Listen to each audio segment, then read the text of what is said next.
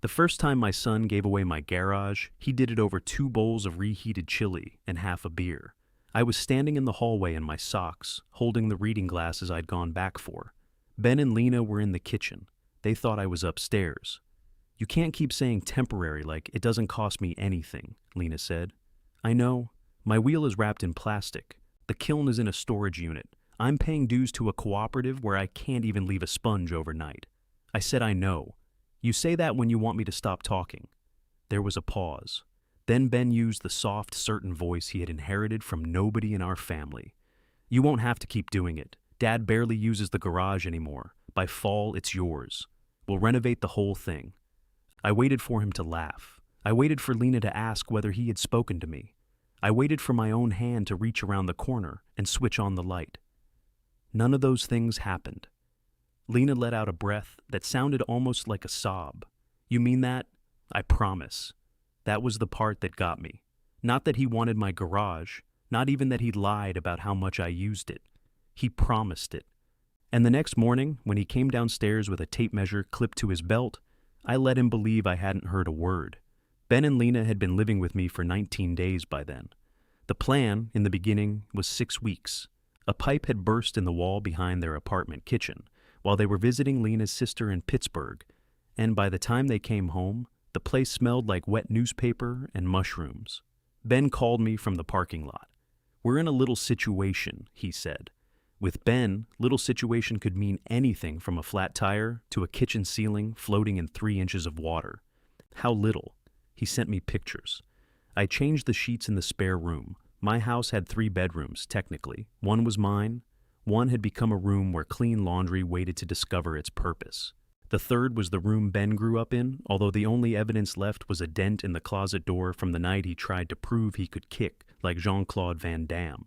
He was 38 now, and still occasionally behaved as if drywall had challenged him personally. They arrived in 2 cars loaded so high, I could see Lena only from the eyebrows up. Ben came through the front door carrying an air fryer and a houseplant. Lena carried 2 duffel bags and a cardboard box marked, "Clay tools, do not drop." "Which one is more fragile?" I asked. "The marriage," she said. Ben laughed louder than necessary. Lena kissed my cheek. She was a small woman, with dark curls she usually pinned up with whatever object was nearest.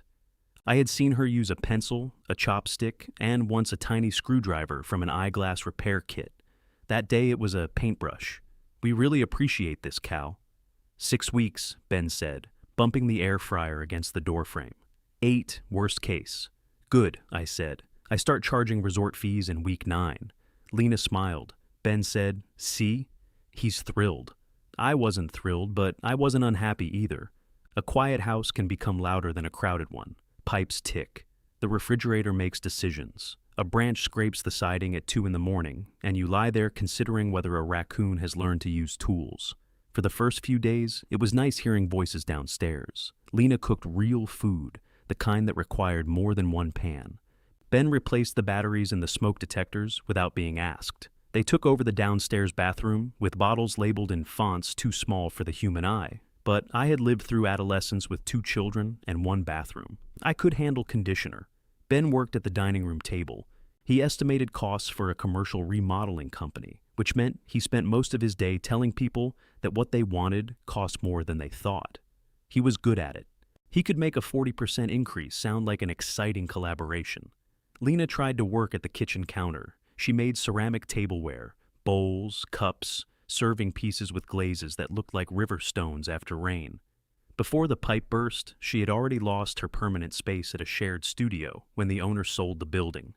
She had joined a cooperative across town, but it gave her 2 scheduled work blocks a week and 1 narrow shelf. At my house, she sketched, she answered customer emails, she lined up glaze samples beside my toaster and stared at them like they had betrayed her. I knew she was miserable. I also knew better than to tell a miserable person that things could be worse.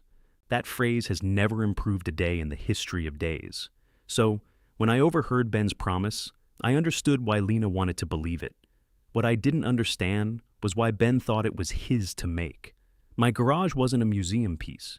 It wasn't one of those spotless suburban garages with gray cabinets and a floor shiny enough to perform surgery on. Mine had oil stains, coffee rings, pegboard, and a radio that only played clearly if you stood near the freezer. The left bay held my old Honda motorcycle, partly disassembled under a canvas cover. The right bay was open workspace. Against the back wall sat the maple bench my father and I had built when I was 26. It had a split near the vise and a black crescent where Ben once set down a hot exhaust bracket after I told him not to. Every Thursday, 4 or 5 people came by with things that had stopped doing what they were made to do. We called it Repair Night, though nobody had named it on purpose. Ray Donnelly brought lamps and complained about professional baseball. Curtis brought small engines and forgot where he put every screw. Marie from 2 houses down arrived with furniture that looked beyond prayer and somehow left with it standing straight. Sometimes we fixed things. Sometimes we proved they were dead. Both outcomes seemed to satisfy people. Ben knew this. He had known it since he was old enough to hold a flashlight incorrectly. The morning after his promise, he came into the kitchen at 7:30, wearing khakis, a quarter-zip sweater, and the tape measure. Ben had always dressed for the possibility that somebody might ask him to give a presentation. I was buttering toast. "Morning," he said. "Morning." He opened a cabinet, looked inside, then opened the next cabinet as if coffee mugs migrated overnight. Left of the sink. I knew that. Sure. Lena came in behind him, wearing one of my old Transit Depot sweatshirts. Her hair was piled on top of her head, held in place by a fork. "Is that my fork?" I asked. "It's architectural support." Ben found a mug and poured coffee. "So, Lena's got some interesting ideas for the garage." She looked at him, then at me. There it was, a little opening, small but wide enough for the truth. Ben took a drink. Lena said, "Only if you're serious about wanting to clear it out." I looked at my son. He didn't blink. That impressed me in a terrible way. I could have ended it then. One sentence would have done it. I don't want to clear it out. Instead, I set the butter knife beside my plate and said, "Show me what you have in mind." Ben's shoulders dropped half an inch. If I hadn't spent years watching him sneak into the house after curfew, I might have missed it. Lena smiled, not triumphantly, gratefully. That made what I was doing feel worse. "Really?" she asked. "I can look." "We're just talking," Ben said quickly, "exploring options." "Yesterday you said we could do the whole thing," Lena said. He gave her a look. She frowned. "What?" "Nothing. I mean, eventually, depending on what Dad likes." Now I was Dad again, the man with preferences. That was progress. Ben unhooked the tape measure from his belt. "Can we take some dimensions after breakfast? Thursday morning isn't ideal." "Why? Thursday comes before Thursday night." He stared at me. "Repair night," Lena said. "Right. Of course." Ben tapped the tape measure against his palm. "We'll stay out of your way. You'll have to move by 6. "Move where?" "Out of the garage." He laughed, but he was watching me more carefully now. At 9, I opened the garage door and found Lena already standing in the driveway with a notebook. The late April air had that damp chill Ohio likes to serve after 2 warm days, just to keep people humble. She had changed into jeans and tied her hair back properly. Ben followed with his laptop under one arm and his coffee in a travel mug that said, "Make it happen." I hated that mug. Lena stopped at the threshold. "Can I?" It was a strange question, considering she had walked into the garage plenty of times before, but I knew what she meant. "Go ahead." She stepped inside slowly. Ben walked past both of us and pulled the tape out with a metallic snap. 22 feet, 4 inches, he said. Basically what I remembered. "You remembered wrong," I said. He looked toward the wall. "There's a bump out behind that cabinet. Flu chase." He measured again. 2110, basically, I said. Lena covered a smile with her hand. For the next hour, they moved through the space while I cleaned a carburetor at the bench. At least I pretended to. I removed the same brass jet twice because I kept listening. Lena's ideas were practical. A utility sink on the back wall, cement board near the kiln, shelves deep enough for drying wear but narrow enough that she could move around without catching a hip. "The wheel could go here," she said, standing near the side window. "Natural light from the left." "We'd replace that window," Ben said. "Something bigger. I like the old one. It leaks." "It does not leak," I said. Ben pressed a finger to the sill. "This wood's soft." That's because you're pressing a knot. He stopped pressing it. Lena crouched near an outlet. Would the kiln need a separate circuit? Yes. Ben answered at the same time. Probably. Lena looked at me. Depends on the kiln, I said. Yours is what, 48 amps? 40. Manufacturer recommends 48 minimum draw allowance on a 60 amp breaker? Her face changed. How do you know that? You talked about buying it for 6 months. Ben smiled. He remembers machines. Birthdays, not always. It was a joke, and close enough to true that I couldn't object without making it heavier. Lena ran her hand over the maple workbench. This is beautiful. It's a bench, Ben said. It can be both. She bent to study the joinery. The top was 3 inches thick, worn smooth except for the scars. Her thumb found the black crescent. Ben did that, I said. I was 16, 19, same level of judgment. Lena laughed. Ben didn't. What happens to this? She asked. Ben answered before I could. We'll put it in storage with the tools. Her hand stayed on the wood. All of them? Dad doesn't need everything out here. Half this stuff hasn't moved since Mom left. The garage went quiet except for the radio murmuring weather from Cincinnati. Ben looked up from his laptop. He knew he had crossed something. The trouble was, he didn't know what. I turned the carburetor in my hands. Lena stepped away from the bench. We don't have to decide any of that today? No, I said. Not today. Ben brightened at the words he wanted to hear. He began describing insulated walls, new cabinets, and a glass door facing the side yard. Lena drew while he talked. On the concrete between them, a rectangle of morning light moved slowly across the floor, touching the motorcycle tire, the folding chairs, and finally, the leg of my father's workbench. I watched my son measure the walls of my life. Then I handed him a pencil and told him he'd missed the flu chase again. He marked it correctly the 3rd time, though he didn't admit that was what he was doing. By 10:30, Lena had filled 6 notebook pages. Ben had taken enough measurements to construct a second garage on top of mine. I kept working at the bench while they debated whether a pottery sink needed to be deep enough for 5-gallon buckets, or whether a removable trap beneath it would solve the problem. You can't put clay down regular plumbing, Lena told him. I know. You just said a normal sink was fine. I meant a normal utility sink, adapted for clay. You didn't say adapted. I was abbreviating. Lena looked at me. Does he do this to you? Only when he's awake. Ben pointed the tape measure at both of us. This is what I get for trying to help. By noon, he had to return to his paying job, so he took his laptop inside. Lena stayed in the garage, drawing little boxes along the back wall. I soaked the carburetor parts in a metal pan. She said, You don't have to hover. I was here first. I meant about the planning. I'm not hovering. You've cleaned that same part 4 times. I set it down. It's getting very clean. She studied me for a moment, then turned the notebook so I could see it. Her drawing was better than Ben's. She had included the flue chase, the side window, and the proper swing of the door into the laundry room. The wheel would sit beneath the window. The kiln occupied the back corner on a raised fire-resistant platform. She had drawn open shelving, a long standing height table, and a narrow rack for boards of drying clay. She had also left the maple workbench exactly where it was. What's this? I asked, tapping the page. Your bench. I recognized the bench. I thought it could stay. Ben said storage. Ben says things. That was the first evidence she knew this. She rested her pencil across the notebook. I figured we could share it, if you wanted. I don't need the whole surface all the time. And the Thursday group? She glanced toward the folding chairs stacked beside the freezer. How many people come? Depends what's broken. That sounds like the beginning of a joke. It often turns into one. She chewed the inside of her cheek while looking at the drawing. We could put locking casters on the center table, roll it aside when people come over. I didn't tell her that clay dust and engine parts made poor roommates. I didn't tell her I had no interest in scheduling time at my own bench. She was trying to preserve something Ben had already discarded, and I couldn't punish her for not understanding its size.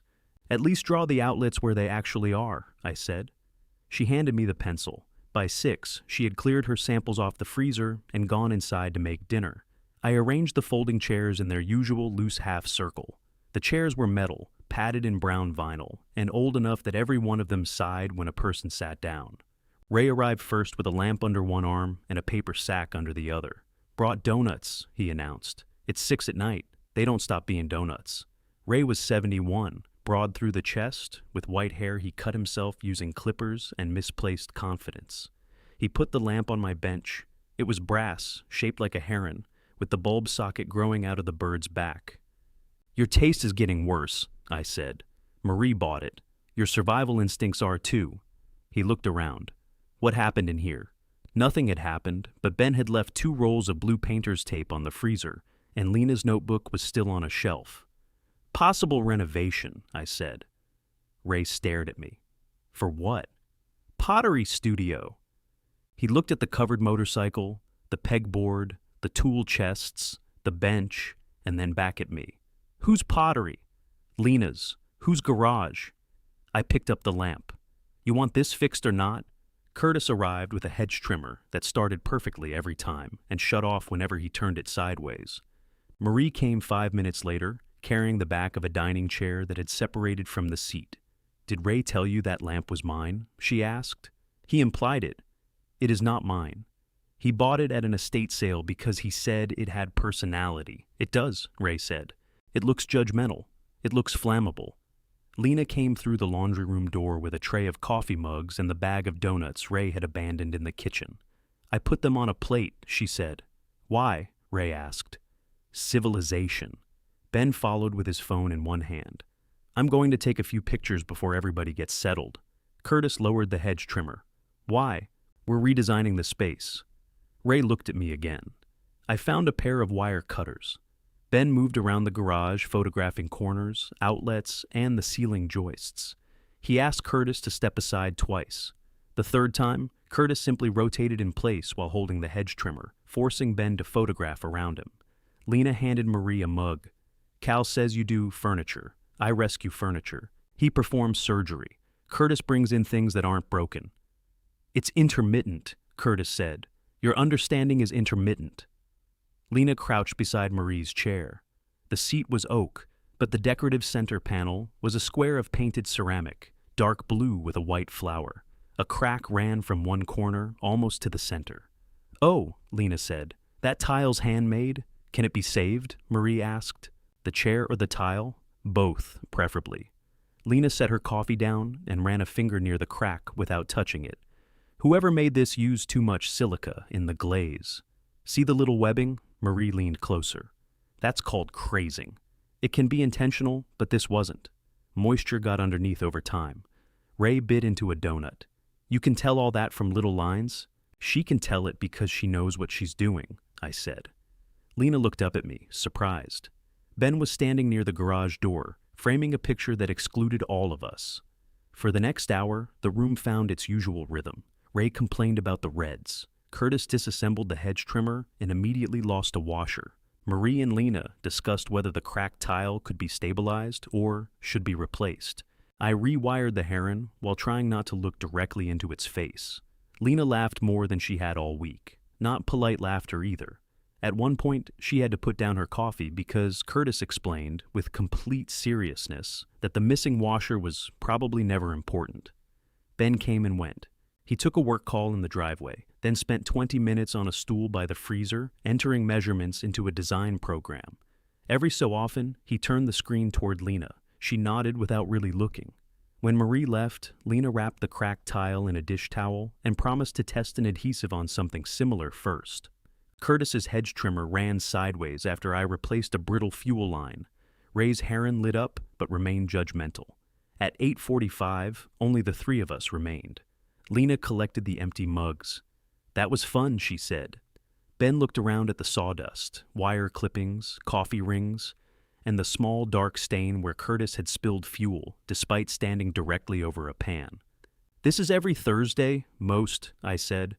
"Dad, you could do this in the basement. No exterior door. People can use the front door. Curtis smells like gasoline." "I heard that," Curtis called from the driveway. "See?" Ben rubbed his forehead. "I'm talking about one night a week. We shouldn't design the entire space around one night."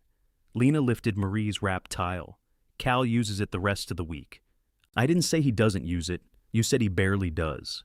Ben glanced at me. "Compared to what it could be." I had heard that phrase before, usually from people standing beside buildings they intended to tear down. Lena carried the mugs inside. Ben waited until the door closed. Don't do that, he said. Fix lamps? Make her feel guilty. I didn't. You didn't have to say anything. You had the whole neighborhood parade through here with their sentimental junk. Thursday comes every week, Ben. I didn't arrange it to surprise you. You could have mentioned it was a social club. I did. For years. He leaned against the freezer, arms folded. He looked tired now, not polished. The quarter zip had given way to an old college sweatshirt, and one sock had slipped down inside his shoe. He looked more like the boy who used to sit on the bench and hand me sockets. This could be good for her, he said. I can see that. She's had a rough year. I can see that too. A real studio would change things. For her or for you? His jaw tightened. What does that mean? You're building yourself a desk. So I can work near my wife. Sorry if companionship is suspicious to you. There are sentences that come loaded. You can hear the old ammunition rattling inside them. I picked up Curtis's forgotten screwdriver and placed it in the coffee can marked "Not Mine." You promised her the whole garage, I said. Ben went still. I watched him decide how much I knew. We talked about possibilities. You promised. Were you listening to us? I was walking through my house. That was a private conversation, not a very accurate one. He pushed away from the freezer. Fine. I should have talked to you first. Yes. But you're considering it. I'm looking at the plan. That means considering it. It means looking at the plan. He laughed once through his nose. You always do this. Do what? Make every answer a test nobody knows they're taking. That one landed cleanly. Before I could respond, Lena called from the kitchen, asking where I kept the aluminum foil. Drawer under the microwave, Ben and I answered together. Neither of us moved. Finally, he lowered his voice. Just don't pull the rug out from under her. She thinks you're on board. Why does she think that? Because you told her to show you. You told her before I said anything. He looked toward the kitchen door. For a moment, shame crossed his face. Then he replaced it with irritation, which was easier to carry. Can we not turn this into a federal case? I'm not turning it into anything. That's the problem, Dad. You just stand there and let everybody else guess. He went inside. I stayed in the garage and folded the chairs. One by one, I stacked them beside the freezer. The space returned to itself slowly, though not completely. Lena's drawing remained on the shelf, the maple workbench still appearing exactly where she had sketched it. The next morning, I opened the door from the laundry room and found blue tape running across the floor. It began beside my tool chest, passed in front of the motorcycle, and turned sharply near the bench. Another line boxed in the back corner where the kiln would go. Short strips marked cabinets that did not exist yet. Ben stood in the center with his travel mug and his phone. Visual aid, he said. The tape divided the garage into bright, clean promises. My workbench was on the wrong side of every one of them. I set my coffee on the freezer and stepped over the first line. Where's the bench supposed to go? Ben looked at the screen of his phone. We're still working that out? It weighs 600 pounds. Then it'll stay wherever we put it. That wasn't my concern. He pinched the image on his phone, enlarging a floor plan. The logical place is probably this wall. That's where the kiln goes. The kiln goes in the corner. The kiln needs clearance. He gave me the expression of a man inconvenienced by physics. I walked along the tape. It created a narrow corridor between the proposed cabinets and the motorcycle. To reach the pegboard, I had to step through Lena's imaginary work table. You measured this at 30 inches. 36. From the wall, not from the cabinet face. Ben looked down. He measured. 31.5, he said. Basically 36. He let the tape retract harder than necessary.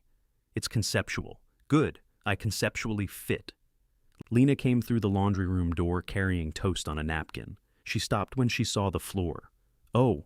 Ben spread both hands. Makes a difference, right? It makes it blue. You can actually feel the layout. She stepped over the line near the door. The toe of her shoe caught it, pulling 6 inches loose from the concrete. Ben crouched immediately and pressed it back down. I thought we were doing options, she said. We are. This looks like an option 1. It's tape, Lena. I can see that. She took a bite of toast and walked slowly around the rectangles. At the back corner, she extended both arms as though operating the kiln. Too tight, she said. We can shift the shelving. Into the bench. The bench may not stay. She looked at me. I picked up my coffee. Apparently, it's still working that out. Ben rose. Nobody's throwing anything away. That was how he phrased it every time he wanted credit for not doing something nobody had authorized. I walked to the pegboard and took down a yellow legal pad I kept behind the level. "All right," I said, "let's make a list." His face brightened. "Of finishes? Of what leaves?" The brightness dimmed but did not disappear. I started with the large items: workbench, motorcycle, rolling tool chest, drill press, air compressor, freezer, folding chairs, metal shelving, lumber rack, parts cabinet. Ben followed me, offering answers. Storage. Probably storage. Could the freezer go in the basement? No. Why? Stairs. Appliance dolly? Your mother and I bought that freezer in 1998. It weighs more than her car did. Fine. Storage. By the time I reached smaller things, his answers became less confident.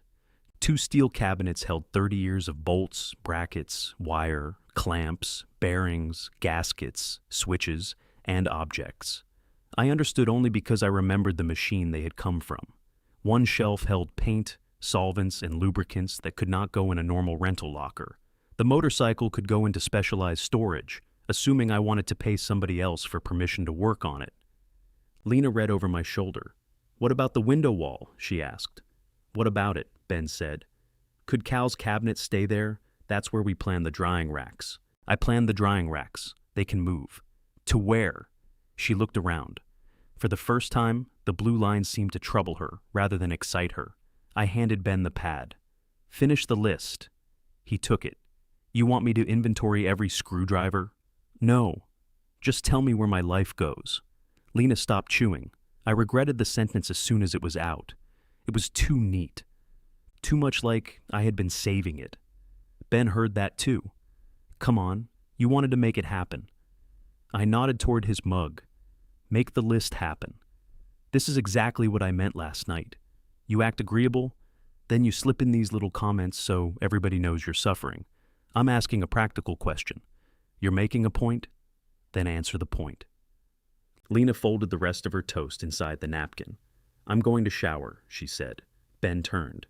"We're doing this for you." "I know. That's why I'd like everyone to stop saying things I'll have to remember." She went inside. Ben stared at the closed door, then tore the legal pad sheet off and folded it twice. "Happy?" "No." Could have fooled me. He put the paper in his pocket and followed her. I peeled up the loose piece of tape where Lena's shoe had caught it. I considered taking up the rest. Instead, I pressed the strip back onto the concrete and went to work on the motorcycle. The tape stayed for 3 days. It became part of the household. I stepped over it to reach my tools. Ray stood inside the kiln rectangle when he came by to return a wrench. Marie brought me the chair seat so I could re-glue the joints while Lena worked on the cracked tile. She placed the seat precisely inside Ben's proposed office. "Nice room," she said, looking at the tape. "Good natural light. Where's the bathroom?" Apparently in my future. On Sunday afternoon, my daughter Elise pulled into the driveway in a red hatchback that had a crack across the rear bumper. She got out wearing black slacks and running shoes, with a canvas grocery bag over one shoulder. Elise was 35, 3 years younger than Ben, and 6 years older than him, when it came to recognizing nonsense. She managed a dental office which had trained her to sound sympathetic while telling people they still owed money. She hugged me with one arm. "Please tell me there's coffee. There's always coffee." Ben said something about the garage. Of course he did. She looked past me at the open door and saw the tape. "Oh, wow. He's colonizing." Ben came out of the house before I could answer. "Elise, perfect timing. I'm here to take Dad to lunch. You're here because I texted you.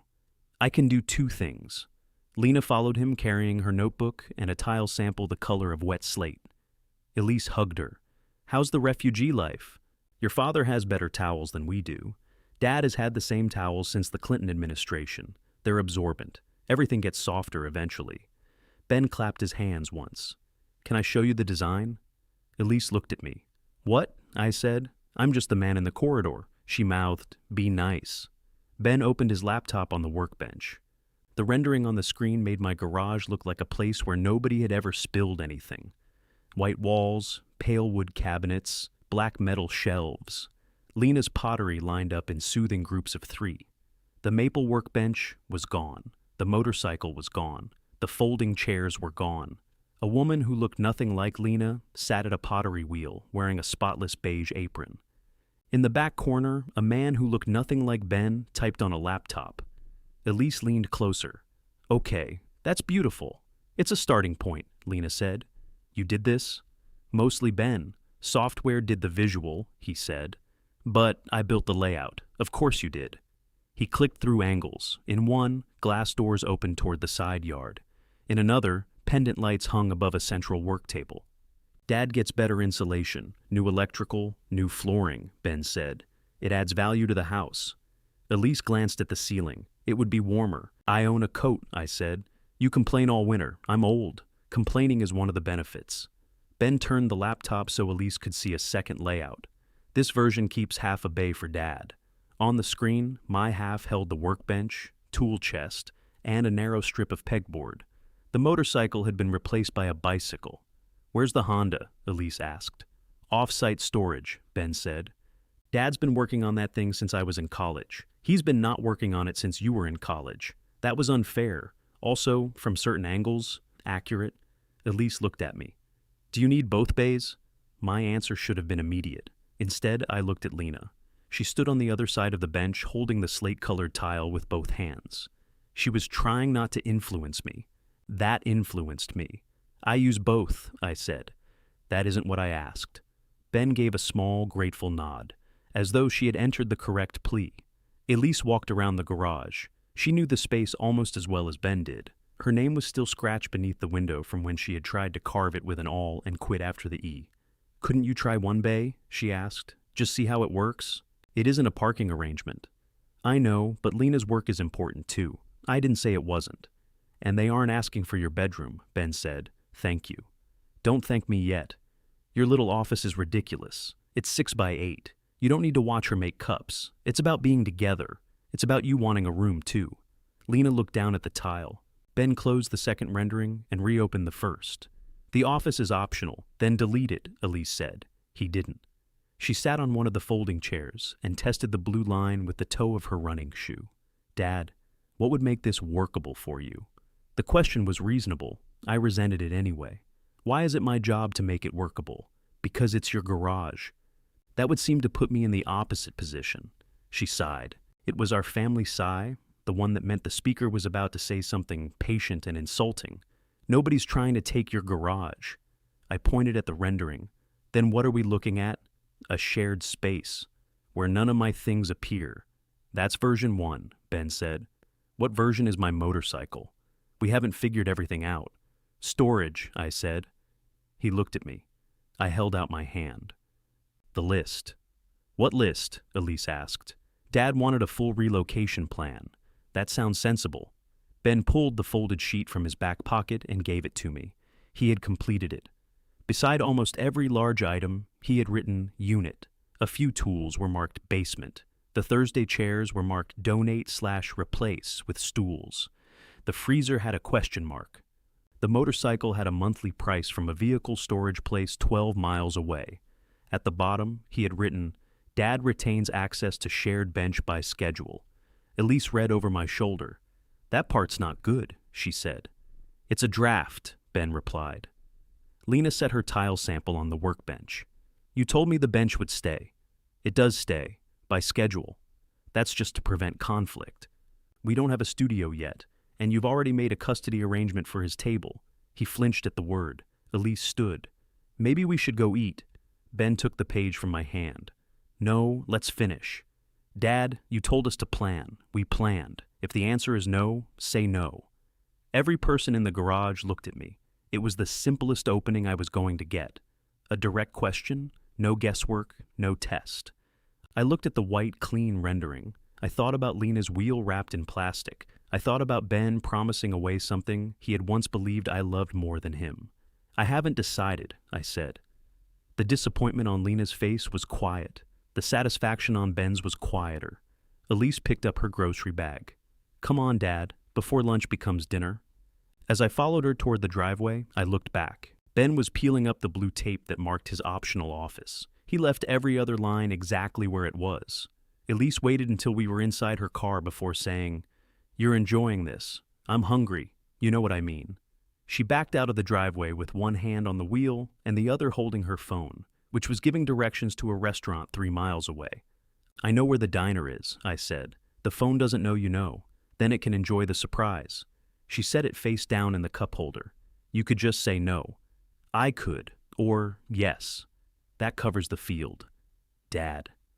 I watched my house shrink in the side mirror. Ben stood just inside the garage, holding the folded relocation list. Lena had disappeared from view. Elise turned at the corner. You've got that look. What look? The one where you're technically cooperating while making everybody regret asking. I gave him a pencil. You made him inventory your life. He wants to remove it. He should know the volume. That sentence right there. You polish them.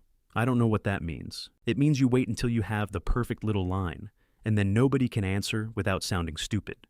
You answered. I've had training. The diner was busy enough that we had to wait near the register beside a rotating display of pies.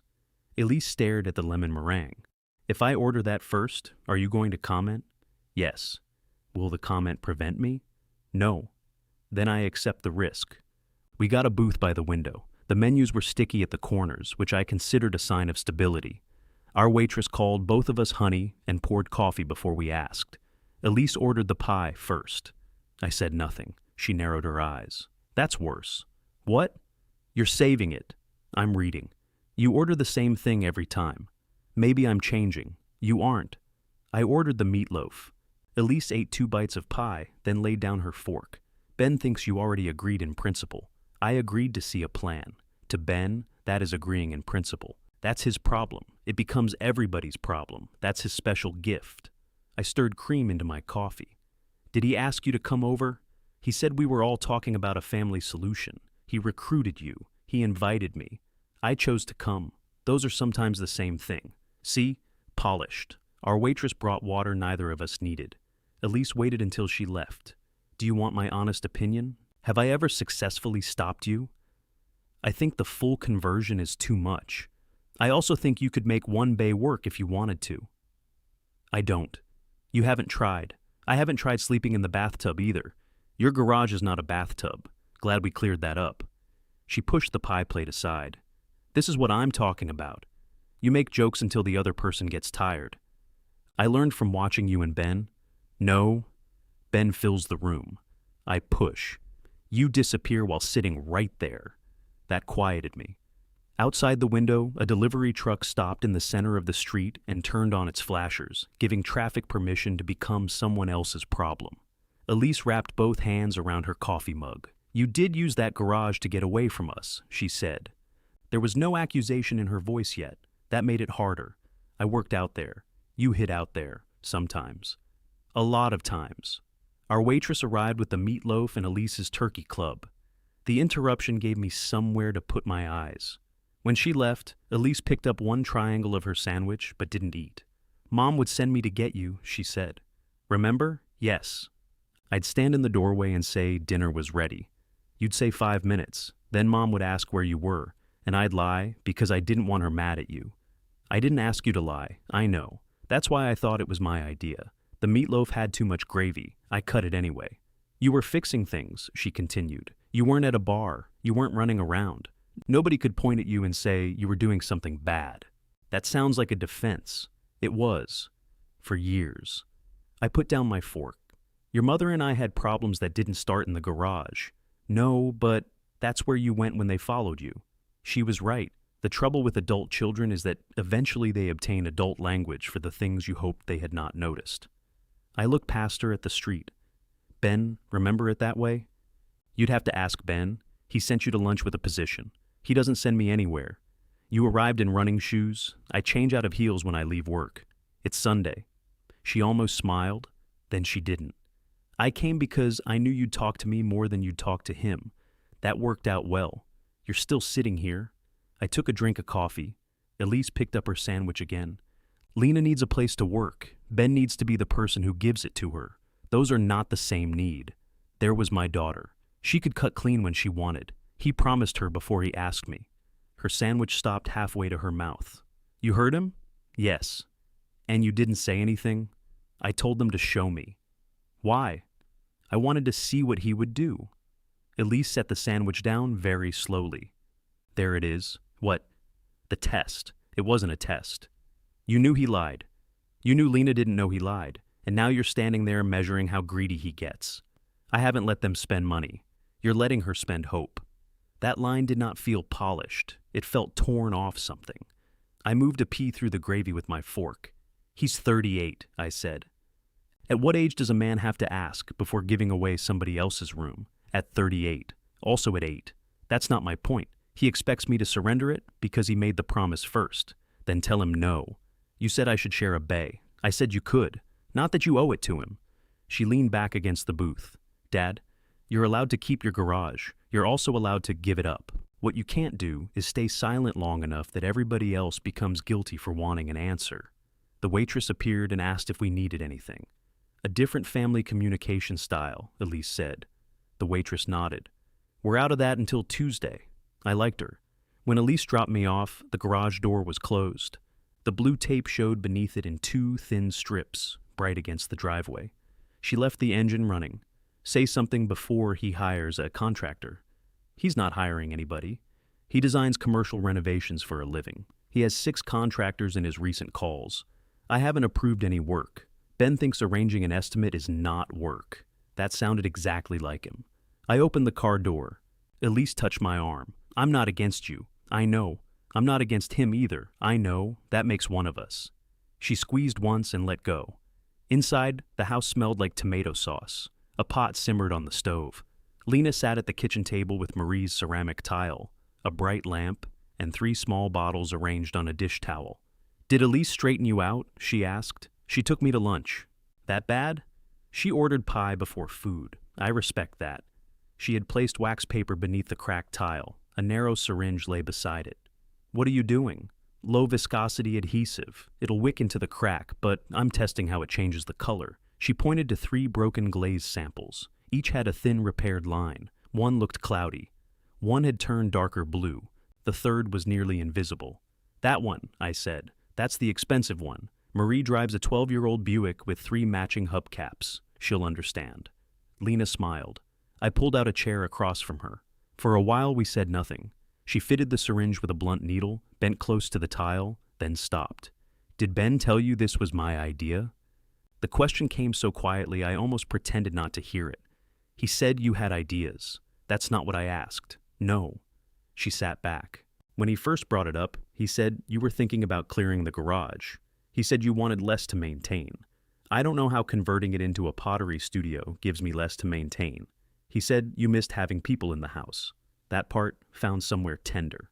I looked toward the hallway. Where is he? Getting groceries? You're making sauce? He says we need garlic bread. Civilization hangs by a thread. She didn't smile.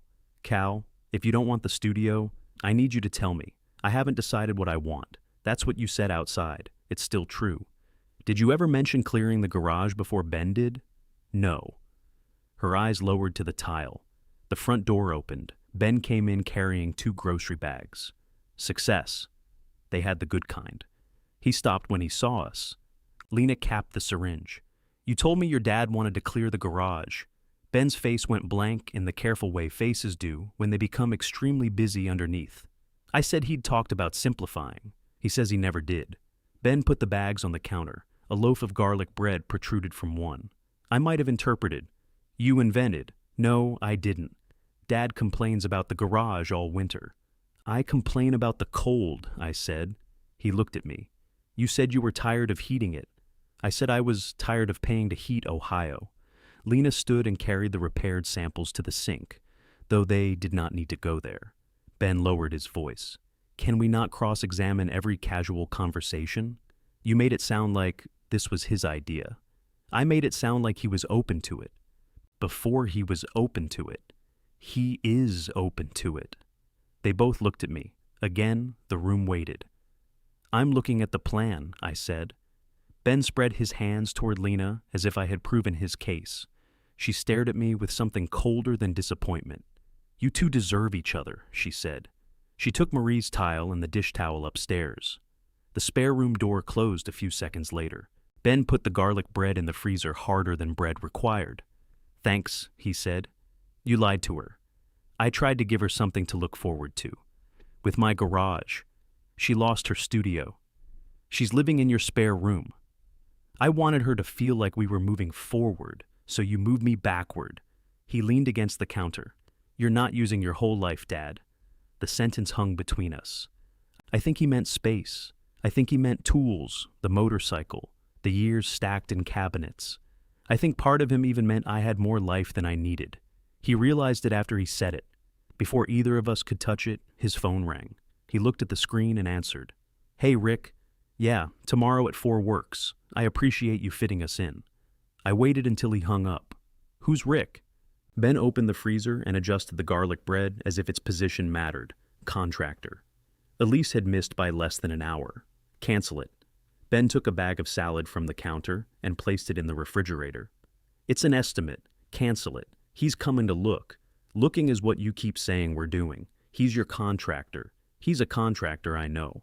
Rick's done 3 jobs for us. He won't charge. That isn't the issue. Then what's the issue? You scheduled a man to inspect my garage without asking me. I just told you. You told me after you scheduled him. Would it have made a difference? I should have said yes. Instead, I thought about Elise accusing me of setting tests. I thought about Lena upstairs with Marie's tile and 3 adhesive samples. I thought about Ben's blue lines still crossing my floor. 4 o'clock? I asked. He nodded cautiously. I'll be here. The relief on his face irritated me more than an argument would have. He's not doing any work, I said. Nobody said he was. He's not opening walls, drilling holes, or disconnecting anything. Dad, he's estimating. And you're answering every question after I do. Ben closed the refrigerator. That's not how an estimate works. It is tomorrow. He studied me, deciding whether to fight. Fine. Upstairs, the spare room door opened. Lena came down carrying Marie's tile in both hands. She walked past us without speaking and set it on the kitchen table beneath the lamp. Ben softened his voice. Rick's coming tomorrow. I heard. It's just an estimate. I heard that too. You okay? She adjusted the lamp. The crack took the adhesive. Great. That's the update you were waiting for? Ben looked at me as if I had made the conversation difficult by being present. I went to the garage. The next day at 3:55, Ben appeared in the driveway wearing a blue button-down shirt and carrying a slim black folder. He had worked from the dining room all day, but he had changed clothes for Rick. You applying for the garage? I asked. I want him to take us seriously. He works for you. Not exactly. He works for the people who pay him. In this case, nobody's paying. Then the shirt seems optimistic. At 4, a white pickup pulled in behind Lena's car. The door had Rick Pelham Construction painted on it, along with a phone number and a drawing of a roof that looked worried. Rick climbed out with a tablet and a laser measure. He was around 50 with a shaved head, wire-framed glasses, and the deliberate movements of a man whose knees had begun negotiating each task in advance. Ben met him halfway down the driveway. Rick, thanks for doing this. No problem, Rick looked at me. You must be Cal. That depends what he told you. Rick laughed once. Ben did not. This is my dad's place, Ben said. Cal Mercer. Dad, Rick. We shook hands. Lena came out through the garage. She had clay on one sleeve from working with test pieces at the kitchen table. And this is Lena, Ben said, the artist. I make bowls, she said. She makes a lot more than bowls, Ben replied. Rick glanced into the garage. So, this'll be the couple's future studio? My studio, Lena said. Mixed-use studio, Ben corrected. Small workstation for me. My garage, I said. Rick looked from one of us to the next. I'm just measuring, he said. I liked him immediately. Inside, he stood still for several seconds, taking in the walls and ceiling. Good tradespeople do that. Bad ones start talking before the room has told them anything. He looked up at the joists. Attic space? Crawl only, I said, low pitch. Insulated? Blown in around 2006. Not enough near the eaves. Ben opened his folder. We're thinking closed cell foam throughout. Rick made a small sound that was not agreement. He tapped the concrete with the heel of his boot. Slab in decent shape. Hairline crack beneath the motorcycle, I said. Settled? Hasn't moved in 15 years. Any water? Under the door in heavy rain if the wind's east. Ben handed him a printout. Here's the proposed layout. Rick studied it. Who drew this? I did. Where's the water coming from? Ben pointed toward the back wall. Tie into the laundry supply. Through here? He indicated the wall behind my steel parts cabinet. Right. Drain? Same route. Rick glanced at me. Slab drops 2 inches toward the door, I said.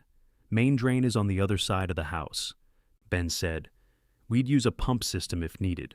For a clay sink? Rick asked. Sink has a trap system, Lena said. Settling buckets before discharge. That's different from lift. Rick drew a line on the printout. Still need to move water. Could run exposed along this wall, but it's ugly. We're opening the wall anyway, Ben said. We are? I asked. For insulation. Rick looked up again. You can insulate without opening all of it, depending what's in there. What's in there is fiberglass that mice have held several conventions in, I said. That's useful information.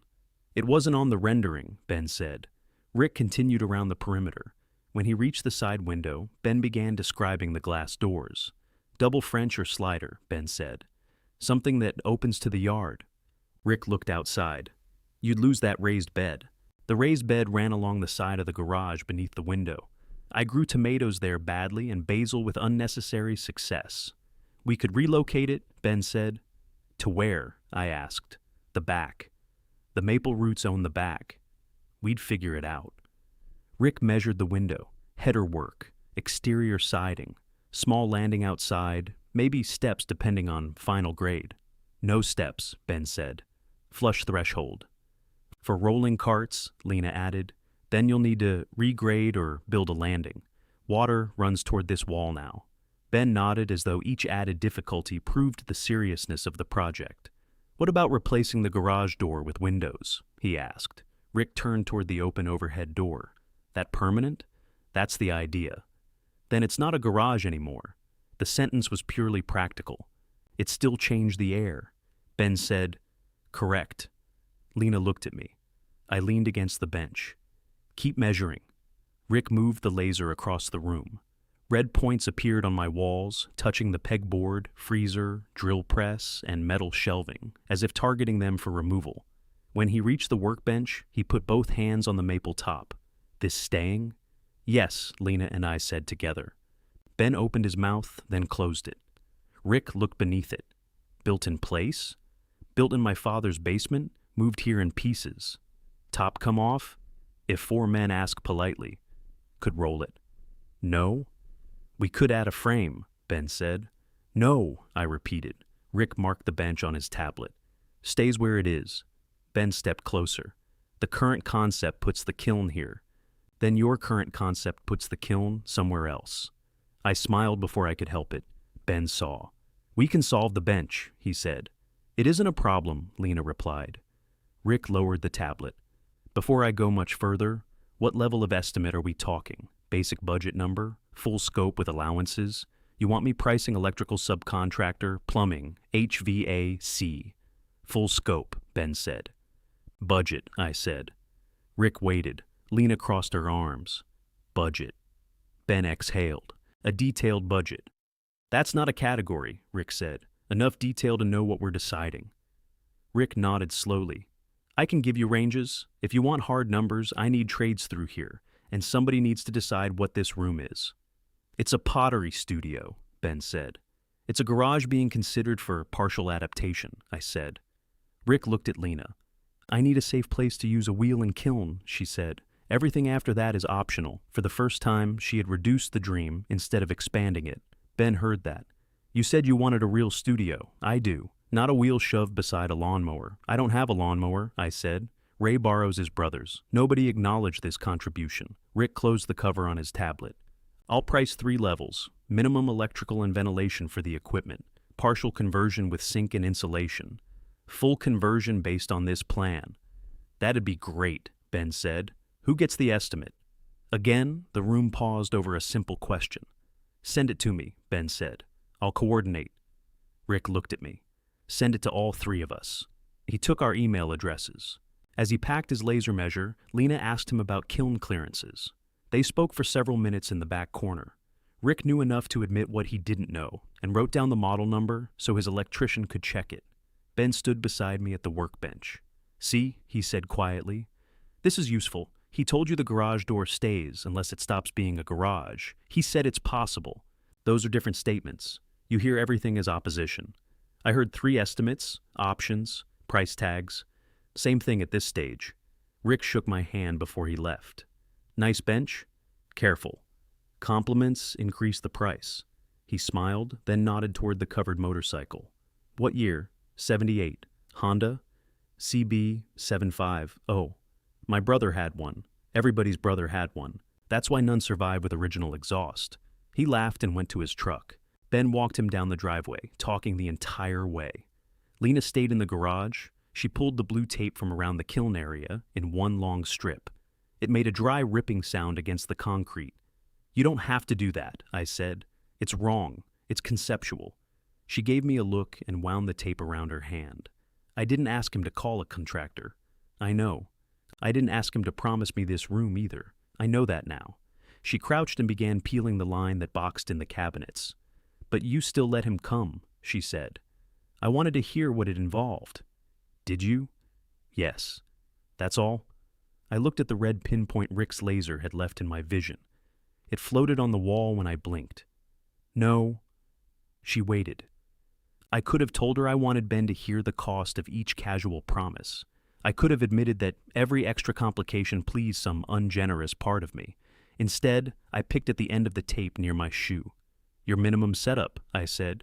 "Wheel, electrical, ventilation. Could that actually work in one corner?"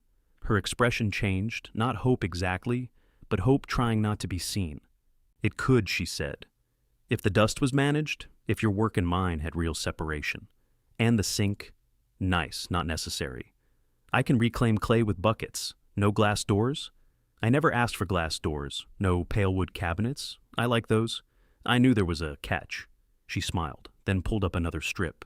Through the open garage door, I watched Ben in the driveway shake Rick's hand a second time. He stood there after the truck left, looking at the house and garage with the focused satisfaction he wore when a project had moved from conversation to process. Lena followed my gaze. "He thinks today was progress," she said. "Wasn't it? For who?" Ben came back carrying Rick's forgotten pencil behind one ear. "He can get us numbers by Friday," he announced. Then he saw the blue tape balled in Lena's hand. His expression made one thing clear. Whatever Rick priced, Ben had already decided what I could afford to lose. Ben bent, picked up one loose end of tape, and pressed it back to the floor. Lena pulled it free again. "We're taking this up," she said. "It helps show scale. It shows the wrong scale. We can adjust it. You keep saying we." He straightened. "What is that supposed to mean?" "It means I asked for a place to make pottery, and you designed an addition to your personality." I turned toward the pegboard, so neither of them had to perform for me. Ben said, "I'm trying to think beyond the bare minimum. You always think beyond the bare minimum. That's how we end up with 12-foot moving trucks for 6-week stays. The pipe wasn't my fault. I didn't say it was. You're acting like I created this situation. I'm acting like you keep using my situation to create a project." The ball of tape hit the trash can with a soft, disappointing thud. Lena went inside. Ben remained in the center of the garage. The removed lines had left clean blue-edge paths in the dust. His office was gone. The kiln box was gone. The cabinets and table had vanished. But if you knew where to look, the floor still held the plan. "She gets overwhelmed," he said. She sounded specific. He removed Rick's pencil from behind his ear and examined it. "I'm the one who gets things moving." "Then I'm the bad guy because things move. Depends what they move over." Another polished line. "You and Elise should start a club." "She talked to you?" "She ordered pie." He waited. "I told her I heard you promise the garage." He tapped the pencil against his palm. "Great. She thinks I should say no if the answer is no. What do you think?" "I think I'm tired of being asked what I think after everybody acts." He looked toward the kitchen door. "Lena's not everybody." "No, she's the person you promised." He put Rick's pencil on the bench. "I'm going to work. You're off. I have emails." That was Ben's version of slamming a door. The house stayed careful for the next few days. We were polite at breakfast. Lena washed her dishes immediately. Ben took calls in his car even when it rained. At dinner, we discussed weather, road construction, and whether the grocery store had changed the recipe for its rotisserie chicken. Nobody mentioned the garage. Lena worked on Marie's tile at the kitchen table until I found a smear of blue adhesive on the good placemat. "Bring it out here," I told her. She looked toward the hallway. "To the garage? That is where I generally bring things that stick to placemats." I cleared a section at the far end of the workbench. She laid down wax paper, arranged her clamps, and switched on a task lamp.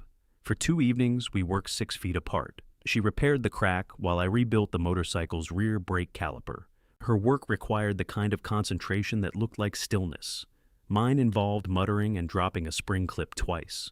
"What did that spring ever do to you?" she asked. "It knows." She showed me how the adhesive darkened the glaze at certain angles. I showed her how corrosion could hide beneath a rubber seal and make a perfectly good piston behave like it had developed principles.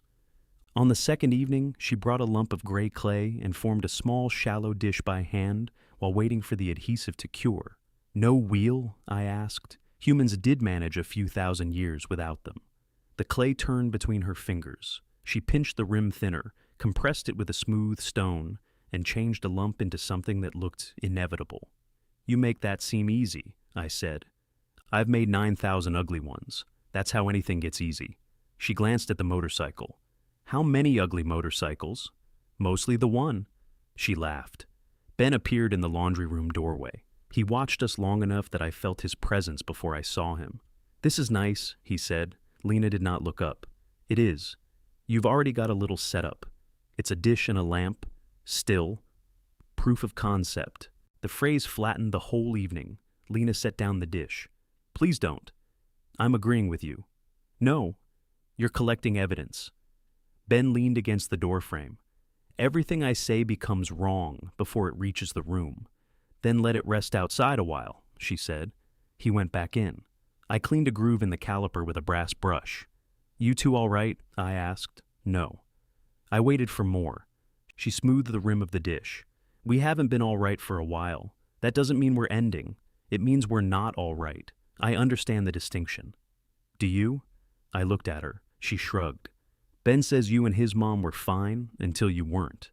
Your father-in-law is the wrong person to ask for an autopsy. You're the only one in the room." I set the brush down. "His mother and I spent years trying not to have the same argument. It got very efficient. Eventually, we could have it without speaking." "That sounds familiar." Ben talks. Talking and saying something aren't the same. She lifted the little clay dish and examined it from below. Every time something goes wrong, he builds a bridge over it. New apartment, new plan, better job, weekend away, now a studio. Bridges can be useful, not if I'm still standing on the other side, trying to tell him what happened. The kitchen door opened again. We both looked up, but it was only the furnace settling in the wall. Lena wrapped the dish loosely in plastic. "Don't tell him I said that." "I won't." "You can tell him I called his office stupid." I think he received that directly.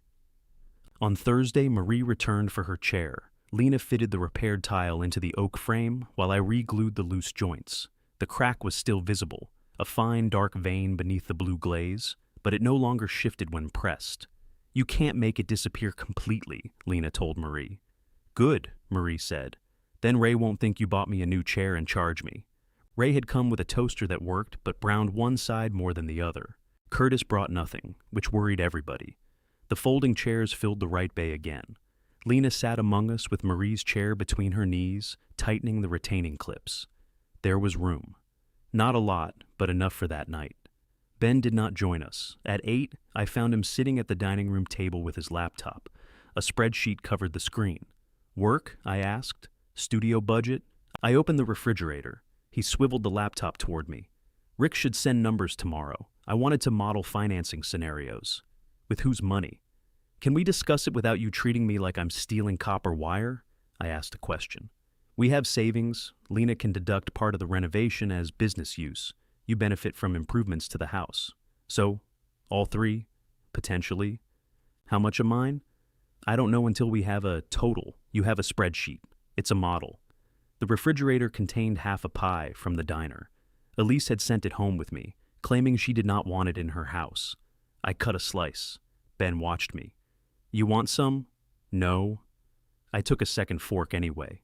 He said, "Do you know what Lena made last year?" "No." "About 18,000 after expenses."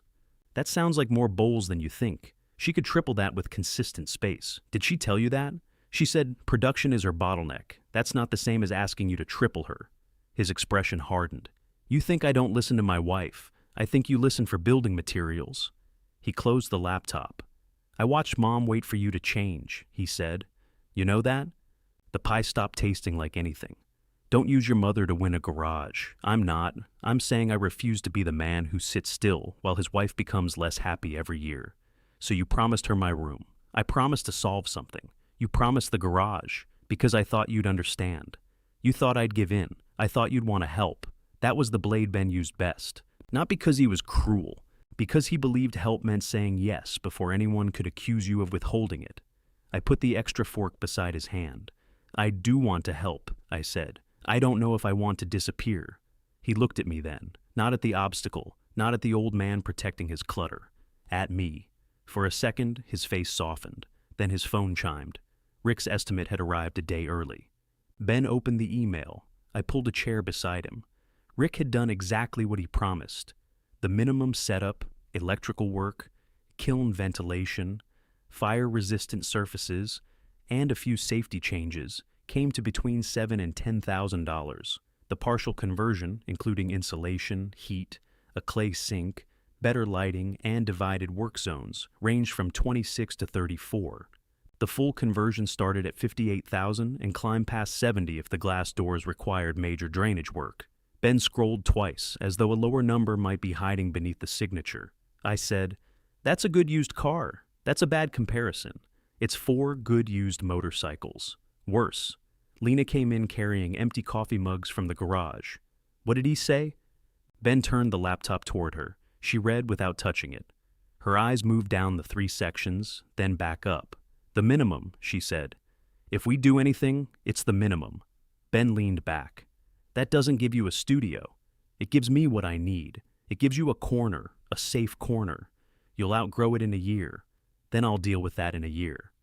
He looked at me, seeking support from the wrong direction. I said, "She sounds specific." Ben stood so quickly the table shook. "You both think small," he said. He walked upstairs. Lena watched him go. Then she sat in his chair and read Rick's estimate again. At the bottom of the full conversion section, Rick had added a note. "Final pricing requires confirmed ownership of scope and written approval from homeowner." Lena touched the sentence with one finger. "He knows," she said. "What?" "That nobody in this house has agreed on what's being built." Upstairs, a door closed. I looked at the 3 estimates glowing on the screen. Rick had put prices beside each version of the future. He still hadn't priced where I was supposed to go. Lena closed the laptop and left it on the table. "I'm going to bed. You all right?" "No, but I'm consistent." She carried the mugs to the sink, rinsed them, and arranged them upside down on a towel.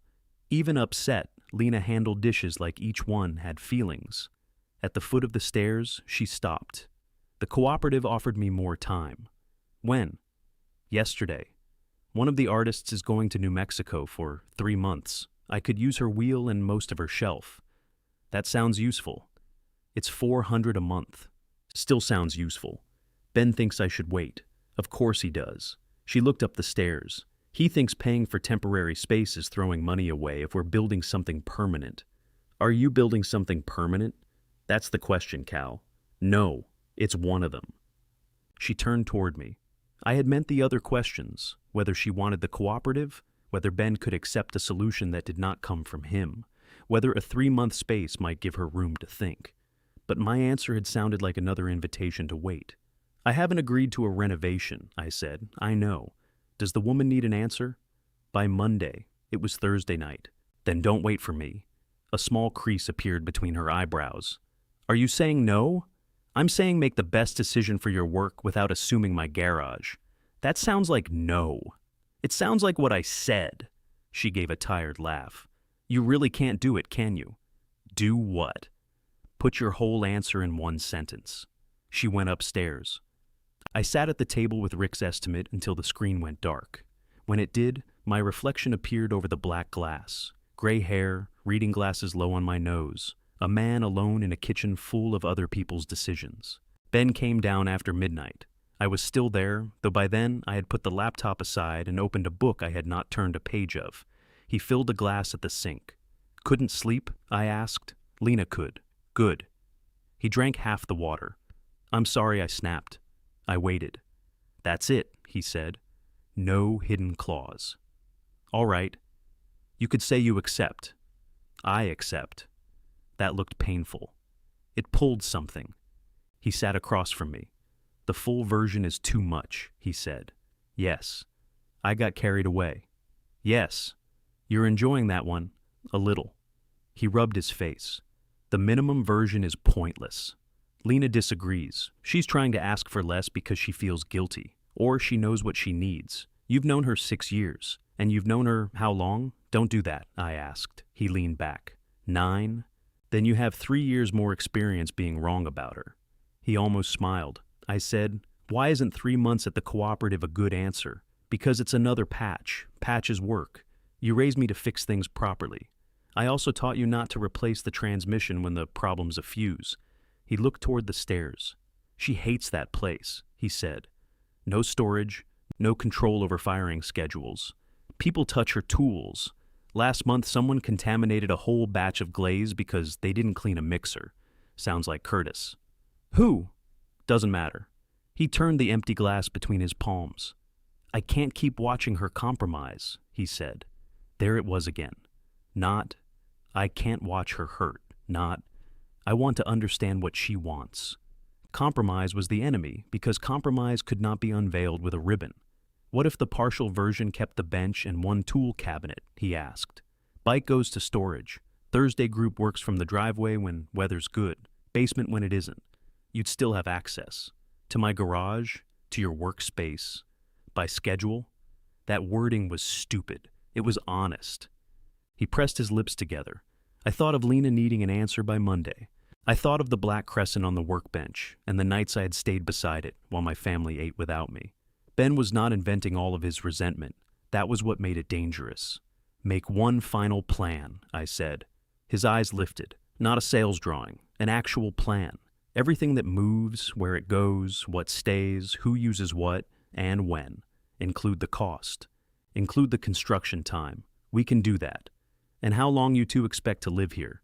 His expression changed. That's separate. It's the same house. The apartment repairs could take another 2 months. You told me 6 weeks. We told you worst case 8. You did. Lena said nothing. Fine. Put a date on it. Put an honest date on it. He nodded slowly. Then you'll decide? Then I'll answer. He extended his hand across the table, as if we had concluded a business meeting. I looked at it. What? He said. You don't shake anymore? Not with someone in pajamas. He pulled his hand back. There he is. By breakfast, Ben had created a shared spreadsheet. By lunch, he had printed a checklist. By dinner, 3 poster-sized copies of the revised floor plan leaned against the dining room wall. He called it the final concept, which I distrusted immediately. The office was gone. The glass doors remained but were listed as Phase 2. The maple bench stayed against the back wall, though shifted 5 feet to the left. One steel cabinet remained beside it. The motorcycle went to storage. The freezer moved to the basement, against the continued objections of gravity. Lena sat at the table with the cooperative's email open on her phone. Do you like this plan? I asked her. She looked at Ben. I said, don't. Her eyes came back to me. Parts of it. Which parts? Kiln corner, lighting, insulation. The sink would make my life easier. And the rest? The rest makes the room photograph well. Ben put down his pen. Can we not attack quality because quality costs money? I'm not attacking it, she said. I'm saying I don't need French doors to make a mug. It affects the business. You mean customers could come here. Eventually, to Cal's house. Our house right now. The words escaped before Ben could stop them. Nobody spoke. He corrected himself. The house we're living in. Right now, I said. He picked up the checklist. Which is why we're adding a move-out timeline. The timeline had 3 rows. Apartment remediation complete, unknown. Studio construction, 6 to 10 weeks after approval. Permanent housing, reassess following studio completion. I read the last row twice. This says you'll decide where to live after building Lena a studio here. It makes no sense to sign a lease somewhere else while construction's happening. It makes no sense to build her workplace here if you plan to live somewhere else. Lots of people commute. From their homes, Lena said. Ben stared at the page as though the words had rearranged themselves. This is why we plan, he said. The next 2 days filled with lists. I participated. That is important. I measured the steel cabinets. I found the amperage for the air compressor. I wrote down the motorcycle's dimensions and the clear space required to put its exhaust back on. I corrected Ben's estimate of how many bins the basement could hold. I even helped Lena test whether her rolling ware cart could pass between the bench and the proposed center table. Part of me was being fair. Part of me wanted the plan so complete that Ben could no longer hide the taking inside the giving. Lena accepted the 3-month space at the cooperative on Sunday morning. She paid the first month herself and told Ben after she did it. He said, "So that's it? It's 3 months. You don't believe in the studio, I don't believe in waiting for one." He went outside and spent an hour measuring the garage again. On Thursday, I told the repair group we might need to meet elsewhere for a few weeks if any work happened. Ray held a multimeter to a coffee maker and said, "Whose decision is that?" "Mine." "Doesn't sound like you." "What does my decision sound like?" "Usually takes longer." Marie elbowed him. I said, "We're still working out details." "You've got your son doing that thing," Ray said. "What thing?" "Making a brochure until everybody forgets they didn't order the product." "Ray," Marie warned. "He did it with our church roof. We asked for gutters. By the end, he had a rendering with a bell tower." "The bell tower was conceptual," I said. Ray pointed the multimeter at me. "You've been saying conceptual a lot." I took it from him before he hurt himself. The following Tuesday, I drove across town for brake fluid and a replacement work light. The trip took 40 minutes because a lane closure turned the main road into a parking lot. When I returned, the garage door was open. A rented pallet jack stood in the driveway. My metal shelving had been emptied into cardboard boxes. The boxes were stacked along the wall, each labeled in Ben's block printing: keep, basement, unit, donate, discard. The maple workbench was no longer against the back wall. Ben had moved it beneath the side window, tight against the exterior wall where spring rain always left the concrete dark. One corner pressed into the raised window trim. The vise faced the wall, useless. My service plaques and depot awards sat in a box beside the trash can.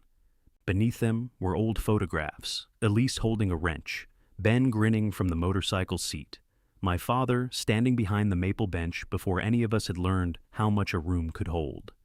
Ben came from the laundry room carrying another empty box. He saw me and stopped. "We needed to test the layout," he said. I set the brake fluid on the floor. Behind him, in the newly cleared corner, a square of blue tape marked the place for Lena's kiln.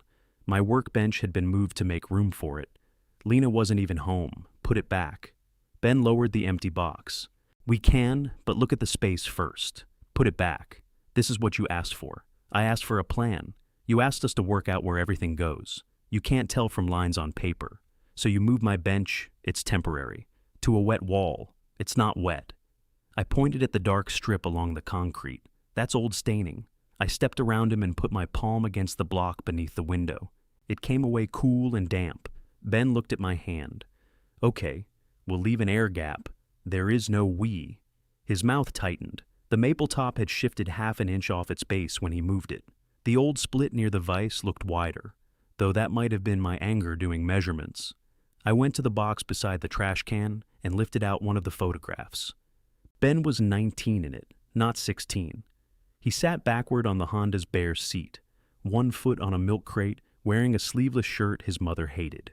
His hands were black with grease, and he was smiling because we had finally freed a seized piston after 2 weekends of heat, oil, and language neither of us repeated indoors.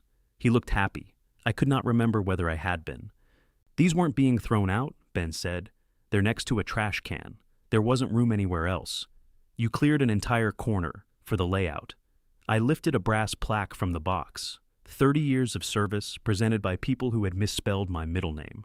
I had laughed when they gave it to me. Now I wanted to hit someone with it. What does this box say? It isn't labeled yet. Everything else is. Because I hadn't gotten to it. "Were you going to ask which pile my father belonged in?" Ben set the empty box on the floor. "That's not fair." "No. Fair was a floor plan. This is you moving things while I'm gone. You told me you'd answer after a final plan, and that sounded like permission to dismantle the room. I haven't dismantled anything. My vise is facing a wall. For one afternoon. You brought a pallet jack. I borrowed it from a job site. You planned this. Of course I planned it. Moving 600 pounds requires planning. You're the one who taught me that. He said it as a defense, but some part of my body heard pride. That made me angrier. I carried the box of photographs and plaques to the laundry room door. Ben stepped in front of me. Can you stop acting like I'm erasing you? What should I call it? Cleaning. The word came out too quickly. He heard it. I saw him hear it. He looked around at the boxes. Organizing? I meant organizing. Your mother used to call it cleaning when she threw out my parts catalogs. Mom threw those out because you had 15 years of them. Your point? My point is, not every object in here is a piece of your soul. No. Some are fuel filters. He dragged both hands down his face. This is impossible. It was easy before I got home. You knew we had to test the plan. I knew you'd measure. What did you think we'd do with the shelves? Ask, I did ask. For 3 weeks I've asked. You asked for the garage. You didn't ask to move the bench, because any individual question becomes another month. Can we move this? What about that? Do you need these? Are you using those? Every screw gets a hearing. They're my screws. He laughed sharply and kicked at the corner of a flattened box. This isn't about screws. I know. Do you? The laundry room door opened behind me. I turned, but it was only the draft pulling it against its latch. Ben lowered his voice. You told us to finish the plan. I'm finishing it. If you wanted me to stop, you should have said, stop. I said no work. This isn't work. It's moving. That's the sentence you picked? He looked toward the driveway. The rented pallet jack sat in full sun like an accomplice too stupid to leave. I'll put the bench back, he said. You'll put everything back. We haven't finished testing. You're finished today. So you're saying no. I'm saying put it back. Same dance. Ben. No. You don't get to make me guess and then punish me for guessing wrong. The anger in his face did not look new. It looked unpacked. Before he could say more, Lena's car pulled into the driveway. She parked behind the pallet jack, got out, and opened the rear hatch. Her pottery wheel lay inside, wrapped in a moving blanket. A woman from the cooperative had helped her load it. The woman waved to us, then drove away in another car. Lena stood beside the hatch. What happened? Ben answered with too much cheer. Perfect timing. Come see. She did not move. From where she stood, she could see the boxes, the empty shelving, and the workbench shoved beneath the window. Then she saw the blue square in the cleared corner. Her face changed. You moved it. Just for the layout? I told you I wasn't doing this. You told me you wanted to understand the partial conversion. I took the cooperative space. For 3 months. I'm not putting a kiln there. Not today. Not without Cal saying yes. He hasn't said no. She looked at me. I hated Ben for making the sentence true. I hated myself more for giving him the material. Lena closed the hatch of her car. What did Cal say before you moved his things? We've been over this. That's not an answer. He said he'd decide after a final plan. And you decided the plan needed his room emptied. 1 corner. We emptied 1 corner. You moved his workbench. 5 feet. While he was gone. Ben pointed at the pallet jack.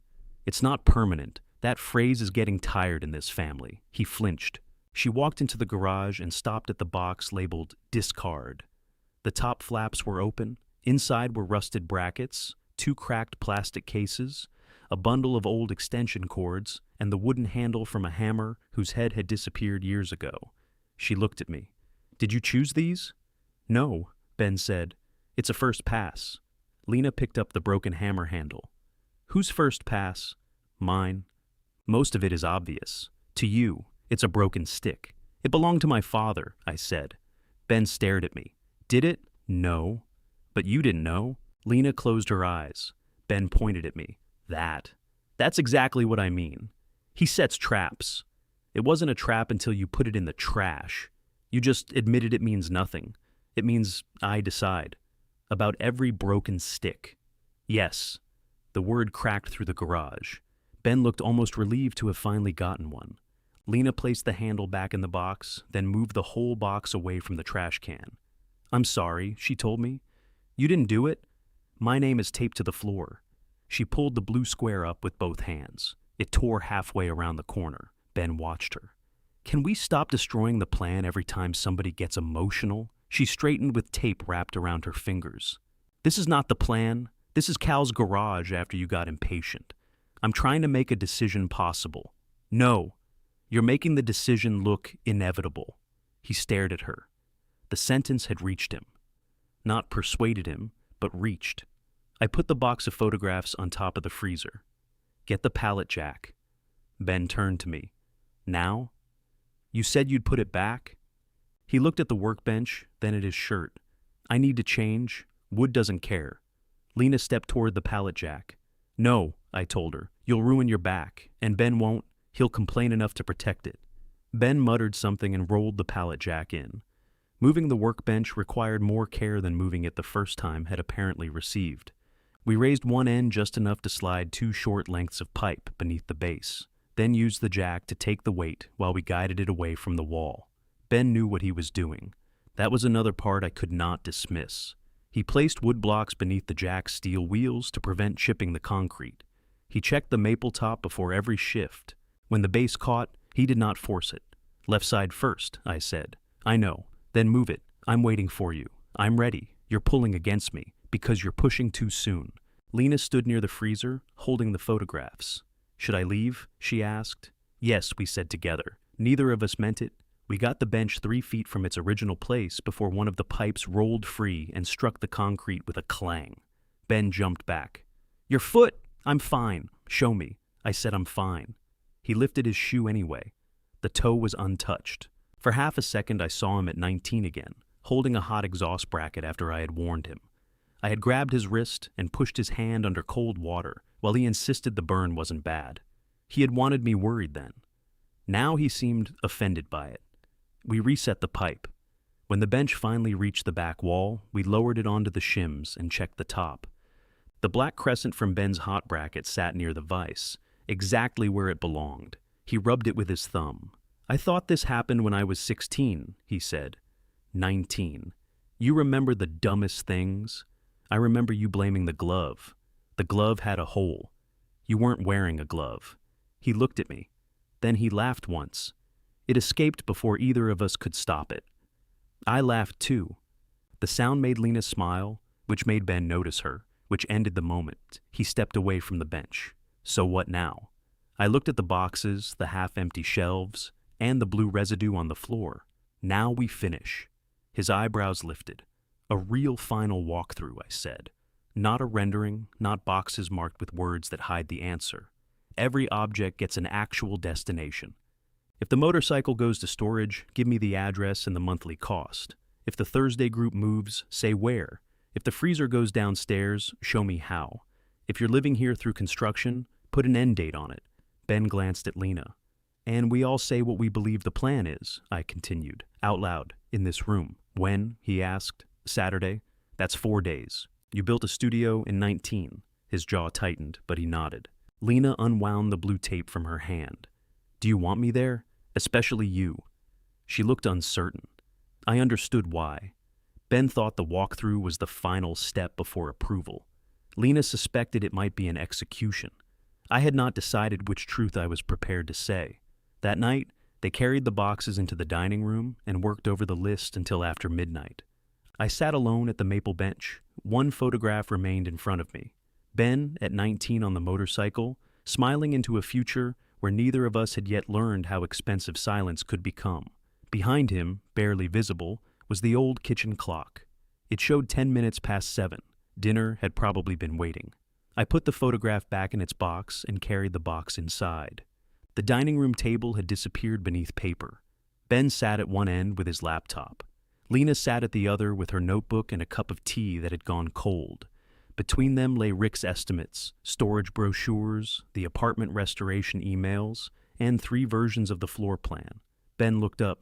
We found motorcycle storage. You found a website. It has an address and a price. Is there room? The website says availability. That means they own a telephone. He made a note. Lena watched me set the photograph box on a chair. Everything okay? She asked. Everything's old. Ben closed one browser tab and opened another. Climate controlled is $180 a month. Basic indoor is $125. Battery access? What? If I can't run it, I need to keep the battery on a tender. I'll ask. Workspace? It's storage, Dad. Then don't call it motorcycle storage. Call it a room where the motorcycle gets worse. He typed harder. Lena pushed her notebook toward me. I made my own list. Her handwriting filled one page. Wheel, kiln, ventilation, 2 grounded outlets, fire-resistant wall panel, rolling cart, covered clay storage. At the bottom she had written, no sink required, no customer entrance, no permanent shelving. That's it? I asked. For now. Ben said, it's not a final list. It's my list, she replied. It doesn't include what you'll need after 6 months. I'm having trouble getting through Saturday. He leaned back from the laptop. If we only plan for the immediate problem, we waste money. If we plan your way, we waste a house. Whose side are you on? She looked at him for a long time. The side where people stop choosing sides. Ben lowered his eyes to the screen. I picked up her notebook. This fits in less than half a bay. I know. With a temporary divider. I know. So why did the first plan remove the garage door? She did not answer immediately. Because the first plan was beautiful, she said, and I wanted it before I understood what it was made from. Ben stopped typing. The refrigerator hummed in the next room. Somewhere upstairs, water shifted through a pipe. I returned the notebook. Saturday, I said. Neither of them tried to keep me at the table. On Wednesday, Ben called the storage place from the garage. He put the phone on speaker because he was measuring a cardboard outline of the motorcycle and needed both hands. The woman on the other end sounded as though she had been answering the same questions since dawn. No mechanical work inside units, she said. What about routine maintenance? Ben asked. No mechanical work. Battery tender? No unattended electrical devices. Can he start the motorcycle? No running engines inside? What if he rolls it outside? You may not perform mechanical work in the parking lot. I held up one finger. Ben sighed. Is there 24-hour access? 6 a.m. to 10 p.m. I held up a second finger. Do you have vehicle units available? Not at this location. Ben closed his eyes. The website says you do. The website says we offer them. It does not say we have one. I held up a third finger. He hung up. Useful website, I said. Do you need to work on it every day? I need the option. It hasn't run since 2019 because the brake caliper was seized. You fixed that. Now the fuel system needs cleaning. So, after that, it's done? I looked at him. He sat on the motorcycle's covered seat and immediately stood when the center stand shifted. They're never done, I said. He wrote unconfirmed beside the storage address. The freezer proved less cooperative. Ben measured it, measured the basement door, and announced we had 2 inches of clearance. I suggested he measure the turn at the bottom of the stairs. He did and lost 1 inch. Then I told him to measure the ceiling above the 4th step. He stared at the tape. We could tilt it. With the compressor? Empty. The compressor is welded underneath. We can remove the basement door. The freezer is wider than the stairwell. He sat on the 2nd step with the tape measure hanging between his knees. What if we put it in the spare room? Where you sleep? After we leave. When is that? He looked at the checklist. I waited. Still working on it, he said. Thursday's repair night took place among labeled boxes. Ray arrived with no appliance at all, which meant Marie had told him something. Curtis brought a desk fan with a clicking noise. Marie brought Lena's repaired chair, not because it needed work, but because she wanted us to see it reassembled. The fine, dark line remained in the blue tile. Marie rubbed her thumb across it. Better than new, she said. It's visibly cracked, Lena told her. So am I. I still attend. Ray unfolded a chair inside the area marked temporary clay storage. He read the label aloud. Does the clay know it's temporary? It's on a need-to-know basis, I said. Ben came out with the relocation list. Ray, quick question. Would your garage work for Thursday nights during construction? Ray looked at him. No. Ben waited. That's the whole answer? He asked. I've learned from your father. Why not? My garage has a boat in it. You don't own a boat, I said. I own a garage nobody's renovating. Marie hid a smile. Ben marked something on the list. What about Curtis? Curtis plugged in the fan. It clicked twice and stopped. My wife doesn't let me use my garage, he said. Why? She's met me. Lena crouched beside the fan. Cal could keep doing this here if we use the small layout. Ben did not look at her. We're documenting the full version first. Why? Because Dad asked what the full version costs. I asked what everything costs, I said. Ben drew a line through Ray's address. Repair night went on around him. For a while, he stood with the list, watching us pass tools and complain about the fan. Then he put the clipboard down and helped Curtis find the clicking blade guard. He was good at it. He saw the bent tab before I did. You always liked fans, I said. They're simple, until they move air. He rolled his eyes. For 20 minutes, the renovation disappeared. Ben removed the guard, straightened the tab with pliers, and reassembled the housing. When the fan ran quietly, Curtis stared at him with genuine admiration. Your father teach you that? I figured it out. I said nothing. Ben looked at me, almost daring me to correct him. I didn't. He had figured it out. After everyone left, he carried the folding chairs to their labeled corner. The destination line now read, "No alternate location confirmed." You could keep Thursdays, he said. In the full conversion? Maybe once the studio's set up. People would have to be careful. With clay dust, glazed chemicals, and a kiln, the kiln wouldn't be running. Rick said, separation.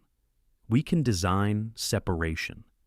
With the one cabinet I retain, he picked up the clipboard. Forget it, I'm asking. No, you're making sure every answer is wrong.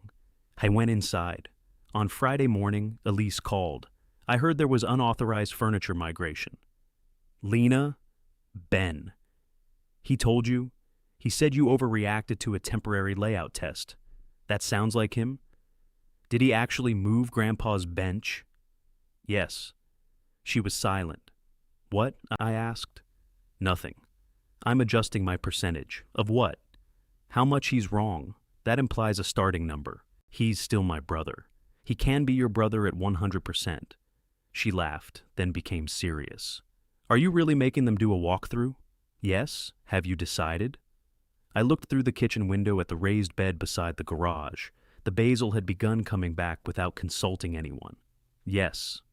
What's the answer? No full conversion. That wasn't what I asked. The garage stays a garage. And the small setup? I don't know. She exhaled. So, you haven't decided. I decided what I'm not giving away. Does Ben know? He will tomorrow. Does Lena? No. Then what are they working on today? The plan? For something you already know isn't happening? The question sounded uglier when someone else asked it. They need to understand why. Ben might, Lena already does. I watched her point settle in me. Elise. Yeah? You were right at lunch. There was a pause long enough that I checked the phone. Are you dying? She asked. Don't make me take it back. Which part? I let this run because I wanted to see how far he'd go. I know. That was wrong. I know that too. You can say something else. I'm enjoying it. There was my daughter. What are you going to do? She asked. Stop hiding behind the plan. Tomorrow? Tomorrow. After we hung up, I found Lena in the garage placing small orange tags on the items from her list. The wheel existed only as a taped cardboard circle. The kiln square was back, but smaller and farther from the bench. Her rolling cart was represented by a kitchen chair.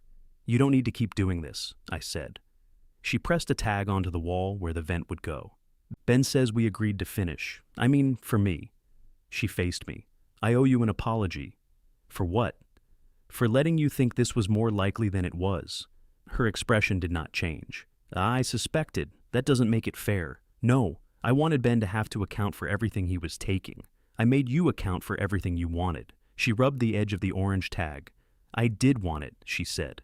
The full room. For a while. You were allowed to want it. That's generous after making me draw 6 versions. It isn't generosity. It's just true.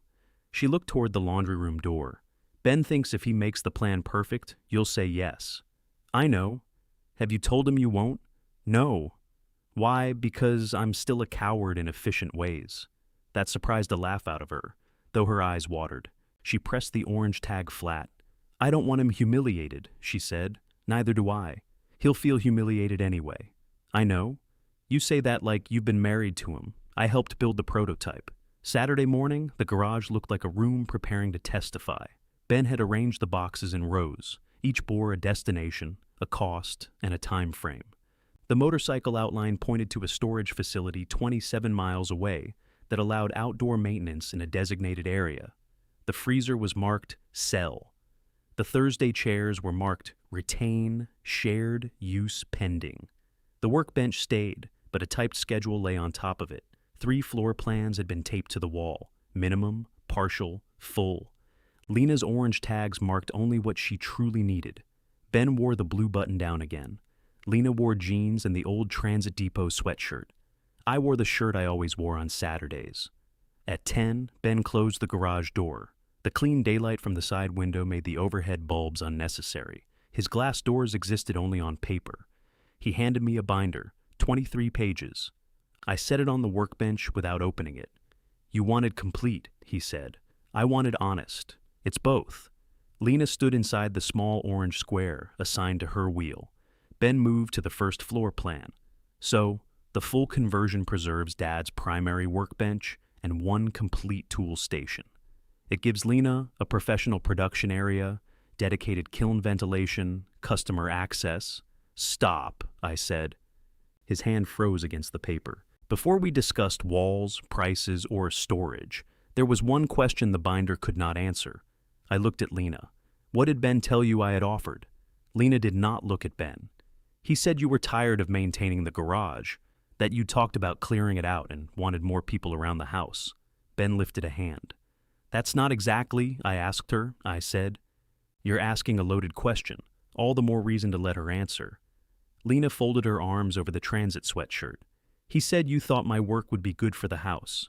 He said we could renovate the whole garage by fall. Did he say I had agreed?" She finally looked at Ben. "Yes." Ben shook his head. "I said you'd agree." "No," she told him. "You said he was basically waiting for us to show him what we wanted. That was after he told us to plan." "I'm asking about before," I said. Ben stepped away from the floor plan. "What's the point of this? We know I should have asked first. I've admitted that. You admitted you got carried away? Fine, I made an assumption. You made a promise. Because I know you. Then why are we standing here?" His face tightened. Lena looked down at the orange square around her feet. "He promised me the room." The words were quiet, but in the closed garage they reached every wall. "What did the promise include?" I asked. "Cal," she said, "I need to hear it." "No, you want him to hear it. That too." She pressed her lips together, then answered. "The whole garage. Insulation, a sink, enough electrical service for the kiln. A door for customers eventually. He said you would keep a workbench, but most of your things could go into storage because you weren't using them." Ben said, "I didn't say most. You said half the tools hadn't moved since your mother left. I was estimating." Lena gave him a tired look. "You estimate for a living. You know words matter." He turned toward me. "Okay, you've made your point." "No, we're just getting to it." I opened the binder. The first page was a cover sheet with a computer rendering and the words Mercer Residence Studio Conversion. Beneath that, in smaller letters, Ben had typed "Prepared for Cal Mercer and Lena Mercer." Not prepared by Ben. Prepared for us, as though he stood outside the transaction. I turned the page. Full version. Motorcycle goes 27 miles away. $160 a month. That's the closest place that allows maintenance. Thursday group keeps shared access pending Lena's production schedule. We can create a calendar. Freezer gets sold. You can replace it with a smaller one. Workbench stays. Yes, by schedule. Ben's eyes moved toward the typed page on the maple top. That's only so clay work isn't contaminated.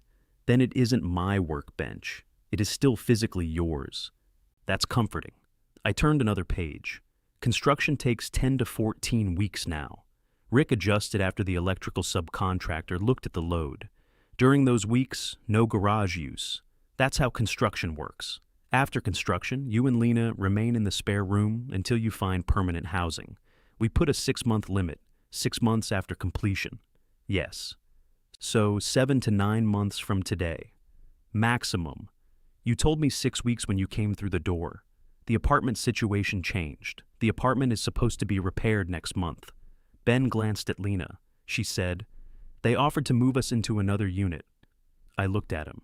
"It's smaller," he said. "It's the same rent," Lena added. "It faces the parking deck." "That is a terrible fate," I said. Ben closed his eyes briefly. If we move back, Lena commutes 40 minutes to work here. That makes no sense. She took the cooperative space for 3 months, and you built a 9-month housing plan around a garage you don't own. He put both hands on the workbench. Stop saying it like that. How should I say it? Like we're family. Family still has pronouns. What does that even mean? It means my garage does not become our garage because you promised it to your wife. It's a room. Then why do you need it so badly? For her? Lena's voice sharpened. Stop putting me in front of you. Ben turned. I am trying to build you a studio. You are trying to win one. I'm trying to give you back your work. You didn't take my work. I asked you to move to that apartment. We chose the apartment together because it was closer to my office and cheaper and had better light. It wasn't a kidnapping. I know what you gave up. Then stop making it bigger every time you tell the story. He stared at her. She stepped outside the orange square. I wanted a studio, she said. I still do. I don't want this one. The binder pages shifted beneath my hand when Ben pulled away from the bench. So that's it, he said. You two had a conversation, and now I'm the only person who didn't know this meeting was fake. It isn't fake, I said. You already decided. Yes. His face went still. I forced myself not to soften the next words. The garage stays a garage. No full conversion. No partial conversion. No glass doors, customer entrance, sink, or scheduled access to my own bench. What about the minimum setup? Not now. Lena nodded once. She had expected it. Ben looked between us. You made me do 23 pages. I asked for an honest accounting, for a decision you'd made. I made it while we were doing this. When? I thought of the workbench against the damp wall, the plaques beside the trash, and Elise telling me Lena already understood. Before today. He laughed once, but there was no humor in it. So, this is what? A lesson? No. It sure looks like one. I needed you to see what your gift cost someone else. You could have said no on day one. Yes. The answer stopped him. I closed the binder. I should have. I heard you promise Lena the garage, and instead of walking into the kitchen, I waited. I wanted to see how far you'd go without asking. Lena's eyes lowered. Ben's did not. You tested me. Yes. You let us call a contractor. Yes. You let her draw plans. Yes. You let me spend weeks trying to solve every objection you had when none of it mattered. It mattered, not to the answer, to what I learned. His mouth opened, then closed. The hurt in his face made me want to look away. I did not deserve to. That is unbelievable, he said. It was wrong. No, don't do that. Don't confess before I can accuse you and call it honesty. I'm not asking you to forgive it. You're standing there calm because you got exactly what you wanted. I proved I'm selfish. Congratulations. I didn't say that. You don't have to say anything. That's your whole method. Lena moved toward him. Ben, he stepped away. No. He watched me build this like I was some rat in a maze. Every time I solved one problem, he added another. I asked where my things would go.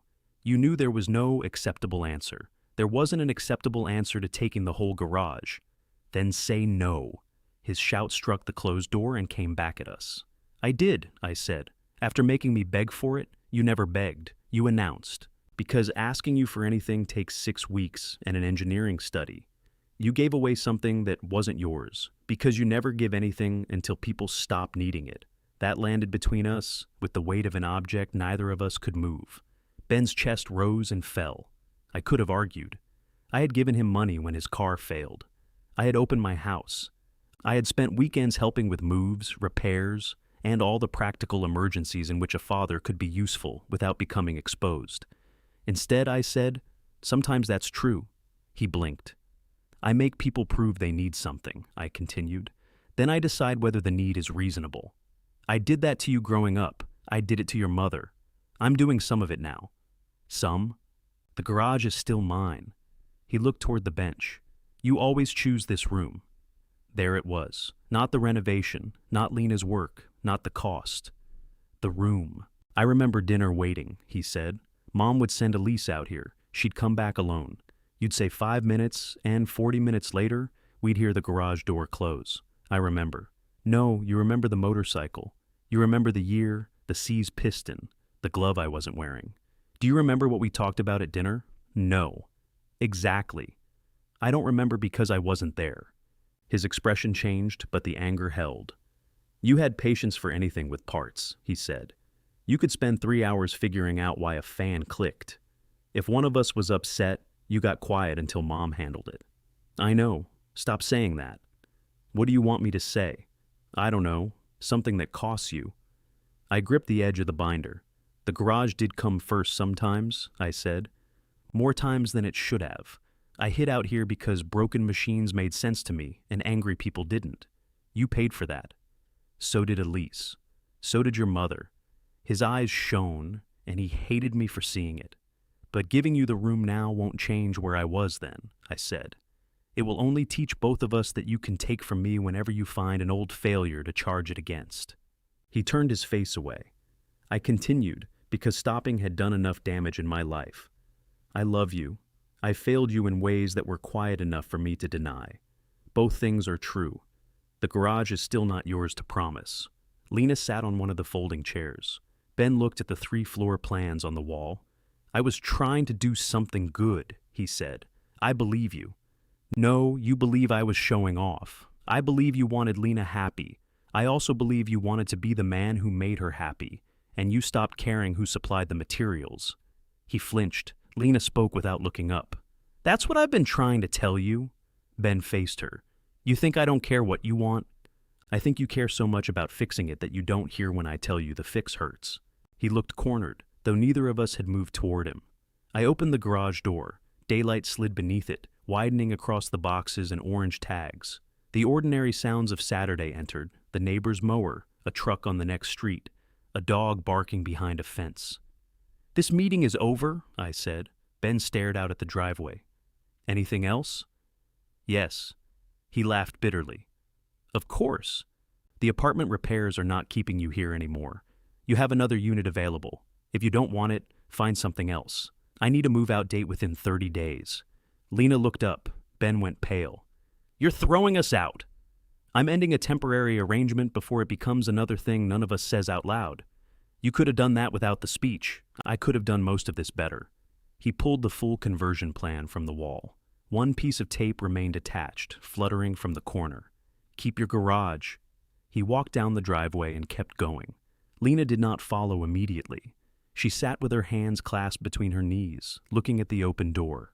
I didn't know about the other apartment, I said. I know. 30 days is firm. It isn't meant to punish you. I know. This time the words did not comfort me. She stood and removed the minimum plan from the wall, folding it carefully along its printed lines. I'm angry with him, she said. I'm angry with you too. You should be. And if you keep agreeing that quickly, I'm going to throw something. Not Marie's chair. A small sound escaped her, almost a laugh. She wiped beneath one eye with the heel of her hand.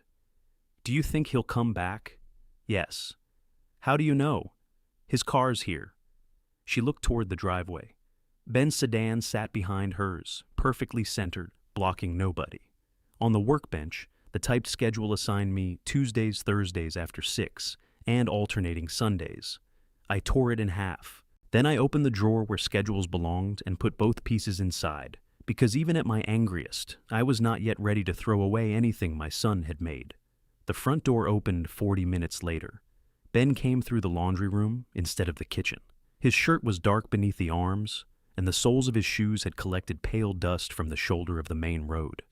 He stopped when he saw Lena and me still in the garage. You walked far, she said. He went to the freezer and took out a bottle of water. Ben, I heard you. You haven't heard what I'm going to say. He twisted off the cap and drank. Lena stood beside the workbench, folding the orange tags onto themselves. I'm going to the cooperative tonight. Okay, I might stay with Marcy. Okay. Stop saying, okay. He lowered the bottle. What answer do you want? I want the one you have. You want it with him standing here? Calm anger has volume. Lena's filled the garage without rising. I'm done dividing conversations based on who might look bad. Ben glanced at me. I picked up Rick's estimate. I can go inside. No, she said. I've spent 3 weeks being spoken for in this room. You can both hear me now. I stayed. She placed the folded tags on the bench. I didn't leave my studio for you, she told Ben. I didn't move into that apartment for you. We made choices together. Some of them went badly. That doesn't mean you owe me a grand repayment. I know. You don't act like it. I was trying to help. You were trying to erase the part where I was unhappy with you." His face tightened. She continued before he could defend himself. "When I said the cooperative made me miserable, you heard build a studio. When I said I was tired of temporary solutions, you promised me something permanent that wasn't yours. When I told you to slow down, you hired Rick. When I took the 3-month space, you moved the workbench. I didn't hire Rick." She stared at him. "He wasn't charging," Ben said, and seemed to hear himself. Lena looked at the open garage door. "I love you," she said. "I don't trust your solutions right now." That hurt him more than anything I had said. He set the water bottle on the freezer. "What does that mean?" "It means I'm sleeping somewhere else tonight." "Are you leaving me?" "I'm going to Marcy's." "That's not what I asked. I don't know yet." His eyes moved toward me again. I wanted to disappear. That instinct had brought us here. So I stayed visible and said nothing. Ben nodded to himself. "Right. Okay." Lena picked up her bag from beside the laundry door. "You keep saying that like you're approving the minutes. What do you want me to do, Lena? Block the door? I want you to have one feeling without turning it into a task. I'm angry. Good. I'm angry at him. I'm angry at you. I'm angry that apparently trying too hard is now worse than doing nothing. Those aren't the only two choices. They are in this family." He picked up the binder and carried it inside. Lena watched him go. "I shouldn't have done that in front of you," she said. "I don't think you did it for me." "No." She left through the driveway. Her car pulled away first. 10 minutes later, Ben's followed. The house became quiet so quickly that I heard the refrigerator make a decision. I stood in the garage until the square of sunlight disappeared from the floor. Then, I took the full plan off the wall, followed by the partial plan. I left the empty pieces of tape where they were. At 9, Elise called. "Ben's at my house." "How is he?" "Eating my emergency lasagna directly from the container." "He hates spinach. He has not reached the spinach layer." I sat on the bottom step to the kitchen. "Is Lena there?" She texted me. "She's at Marcy's." "You know, Marcy, I know everyone when there's a crisis." "It's a curse." I rubbed my knee. Moving the bench had reminded it of its age. "Did he tell you what happened?" He gave me the prosecution's opening statement. I said no. I assumed. I also gave them 30 days. Elise was quiet. "Say it," I told her. "That was either a boundary or an eviction, depending how much anger was in your voice." "Both." "At least you're honest now?" "I don't want them homeless. They aren't homeless. The apartment company offered another unit. I didn't know that until today." "Ben did?" "Yes." She lowered her voice. "He didn't tell Lena either. That was worse than the garage in a quieter way. He said it wasn't a real option because the unit's smaller," she continued. "He thought if they accepted, she'd give up on the studio here, so he kept them in my house to keep his plan necessary. He says that isn't what he did." "What do you say?" "I say he has a gift for arranging facts around the thing he wants. Polished. I learned from the best." I looked at the folded schedule visible through the gap in the workbench drawer. Did I go too far? Yes. The answer came fast. "Which part?" "Letting them plan after you knew the answer. The deadline is probably overdue. The garage is yours. Ben was wrong before you did anything wrong, if that's what you need. It isn't. It's usually what people need. Can you keep him tonight?" "He has already criticized my pillows, so I assume he plans to stay." "Tell him, no." I stopped. Elise said, "Whatever comes after, tell him. You can tell him. He won't talk to me. Not tonight." "Then when?" "When he does." The line went quiet. "Dad?" "Yes?" "You told him the garage came first sometimes?" "Yes." "How'd that go?" "About how you'd expect." She exhaled. "Thank you for telling him. That doesn't fix it." "No." But I was tired of being the only one who remembered. Ben accepted the replacement apartment the next morning. I learned through Elise because he did not come home until after work. When he did, he went upstairs and brought down 2 suitcases. I stood beside the dining room table. "You don't have to leave tonight. You gave me 30 days. I'm using one. The unit furnished? Enough." "What about the rest of your things?" "I'll come Saturday. Do you need help?" "No."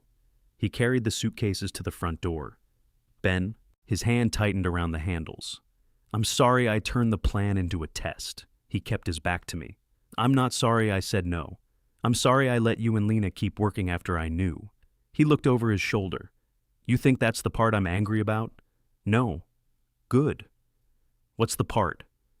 He faced the door again. I don't know how to talk to you without you winning.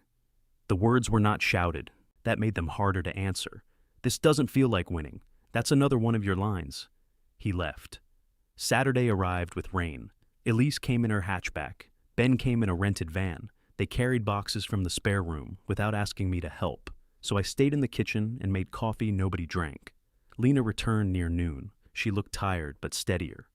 She and Ben spoke on the front porch for 20 minutes while rain tapped the aluminum awning. I could not hear the words. That was probably good for me. Afterward, Ben carried her suitcase back upstairs. She came into the kitchen. I'm staying until the cooperative move is settled, she said. Maybe another week, if that's okay. It's okay. I'm not moving into the other apartment yet. I nodded. That isn't a statement about the marriage, she added. It's a statement about making one decision at a time. You don't have to explain it to me. I'm trying to explain it to myself. She poured coffee and drank it black, though I knew she usually added cream. Cal, I'm sorry I believed him without asking you. I made it hard to ask me. That isn't the same. No, I'm also sorry I wanted the whole garage. You don't have to apologize for wanting a beautiful room.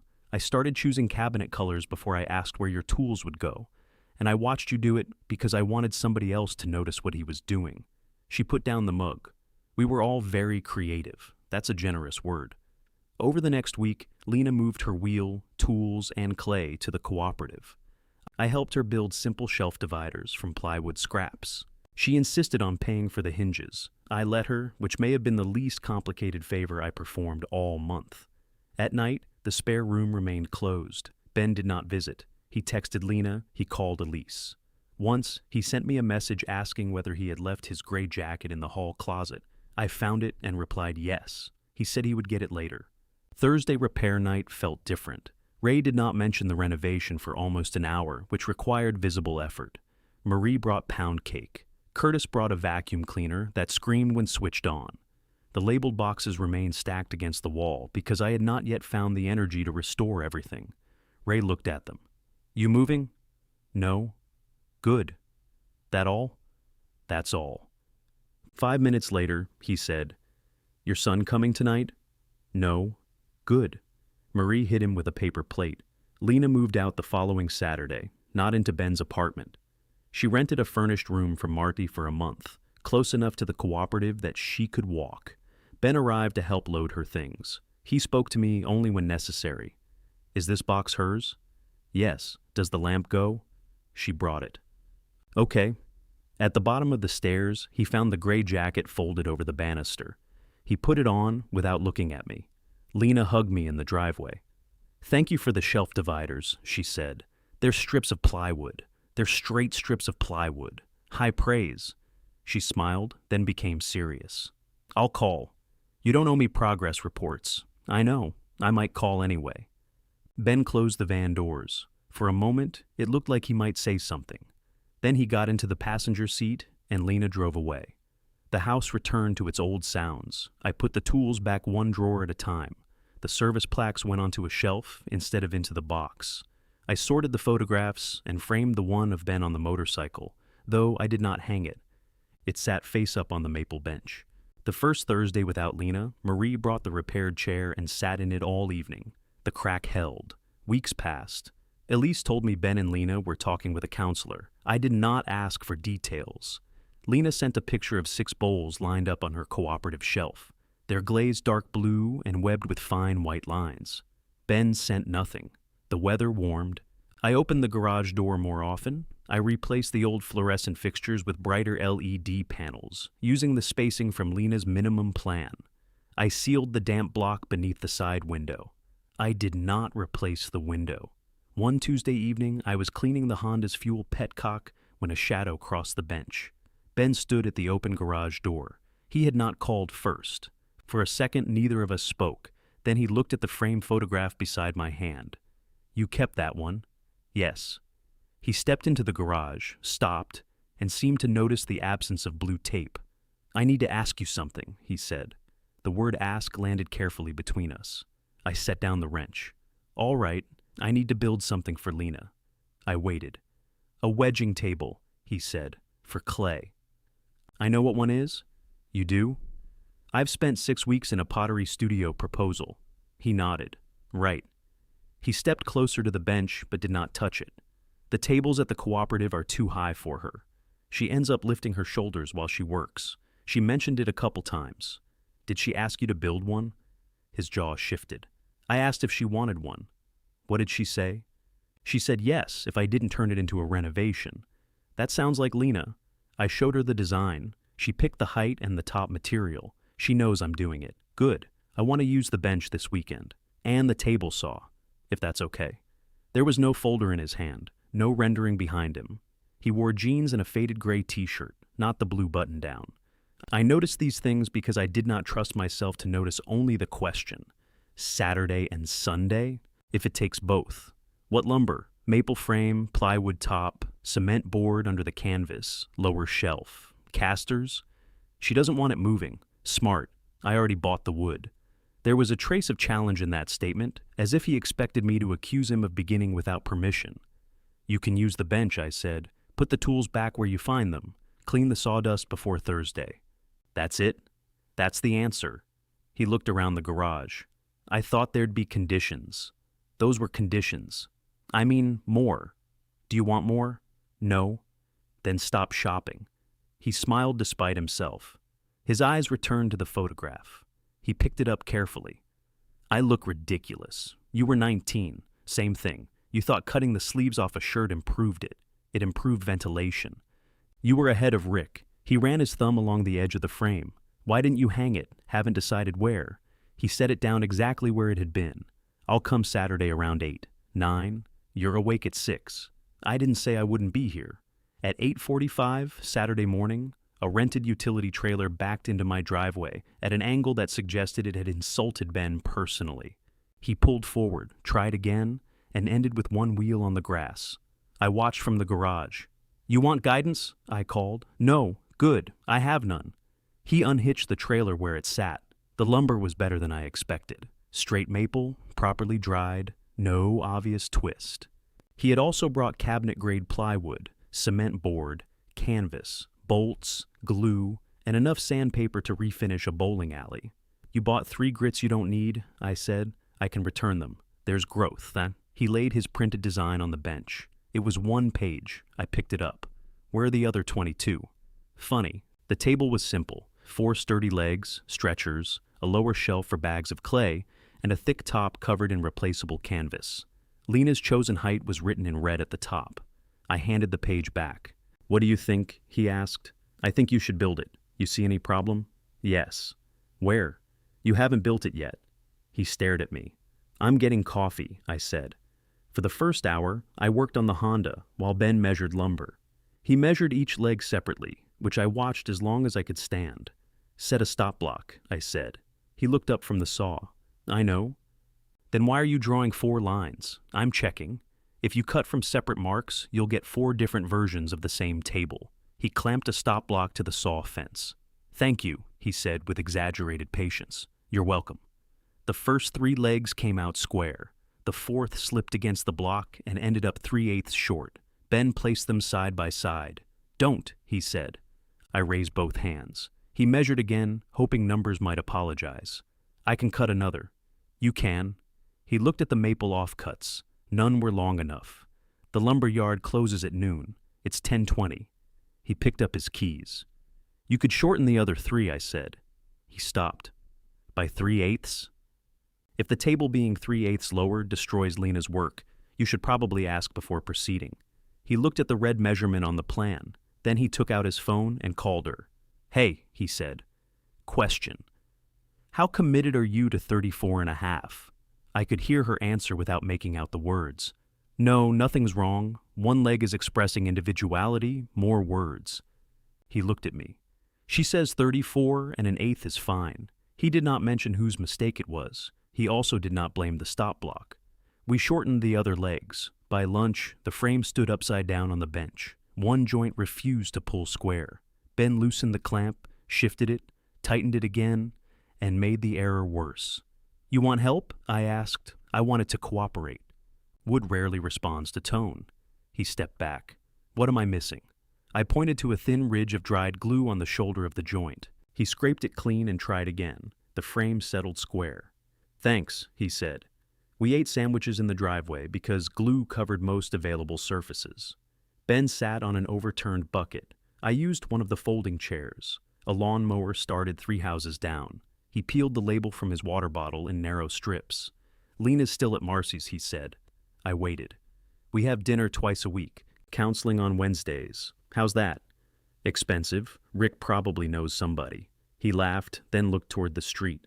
She says I turn apologies into proposals. She's specific. She says I apologize by designing a future where the thing I did could never happen again. Then I get mad if she's still upset in the present. That sounds uncomfortable. It is. He dropped the label strips into the sandwich bag. I didn't tell her about the other apartment because I knew she'd take it, he said. I figured. I told myself I was protecting the studio plan. Really, I needed the studio plan to be the only good choice. That sounds familiar. He looked at me. I needed the full plan to make saying no look like the only good choice, I said. We both arranged the room. He nodded slowly. I hated that you made me plan where everything went. I know, but seeing the list was... He rubbed his palm against his knee.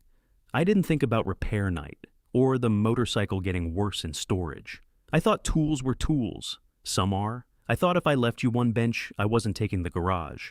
I thought if I gave you practical help, I wasn't leaving you alone at dinner. He looked down at the driveway. I used to think if I learned enough out here, you'd ask me to stay. The mower down the street hit a patch of tall grass and strained. You did stay, I said. Sometimes. Mostly you gave me jobs. Hold the light. Pass the wrench. Scrape the gasket. You hated scraping gaskets. I hated that you didn't talk. I leaned back in the chair. I didn't know what to ask. You could have asked anything. I know that now. He looked at me sharply, then smiled without humor. Still hate those words. I don't have better ones. Try. So I did. I should have gone inside, I said. When your mother sent Elise. When you came out here and sat on that stool without needing anything fixed, I should have noticed. His eyes moved to the maple bench. You noticed the machines. Yes. He nodded once. It was not forgiveness. It was receipt. After lunch, we installed the lower shelf. Ben drove one screw at an angle and backed it out before I could comment. We laminated the top, fixed the cement board, and stretched the canvas tight enough to resist shifting without turning it into a drum. By 6, the table stood upright. It did not wobble. Ben placed both hands on it and leaned his weight forward. Solid, he said. Don't sound surprised. I built it. We built it. He looked at me. I added, mostly you. Mostly? I made sandwiches. He wiped sawdust from the lower shelf. I'm going to stencil her name underneath. Why underneath? So customers don't see it. Thought you liked things that photograph well? He shook his head and found a pencil. Lena arrived Sunday morning with 2 cups of coffee and a plastic tub of gray clay. She stopped at the garage threshold. The table stood in the right bay, unfinished maple bright beneath the new lights. Ben had stenciled Lena M. beneath the lower shelf in small black letters. She walked around it once.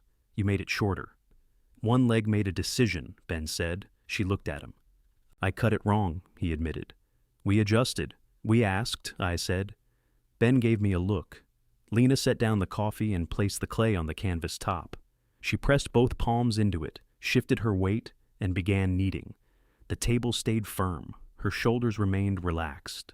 Well, Ben asked. She worked the clay twice more. It's right. The relief on his face was so open that I turned toward the tool chest to give him privacy. Lena found the stencil underneath. You put my name on it. You approved the table. Not the stencil, so you still have a problem. Some conditions are chronic. She smiled, but she did not kiss him. He did not reach for her.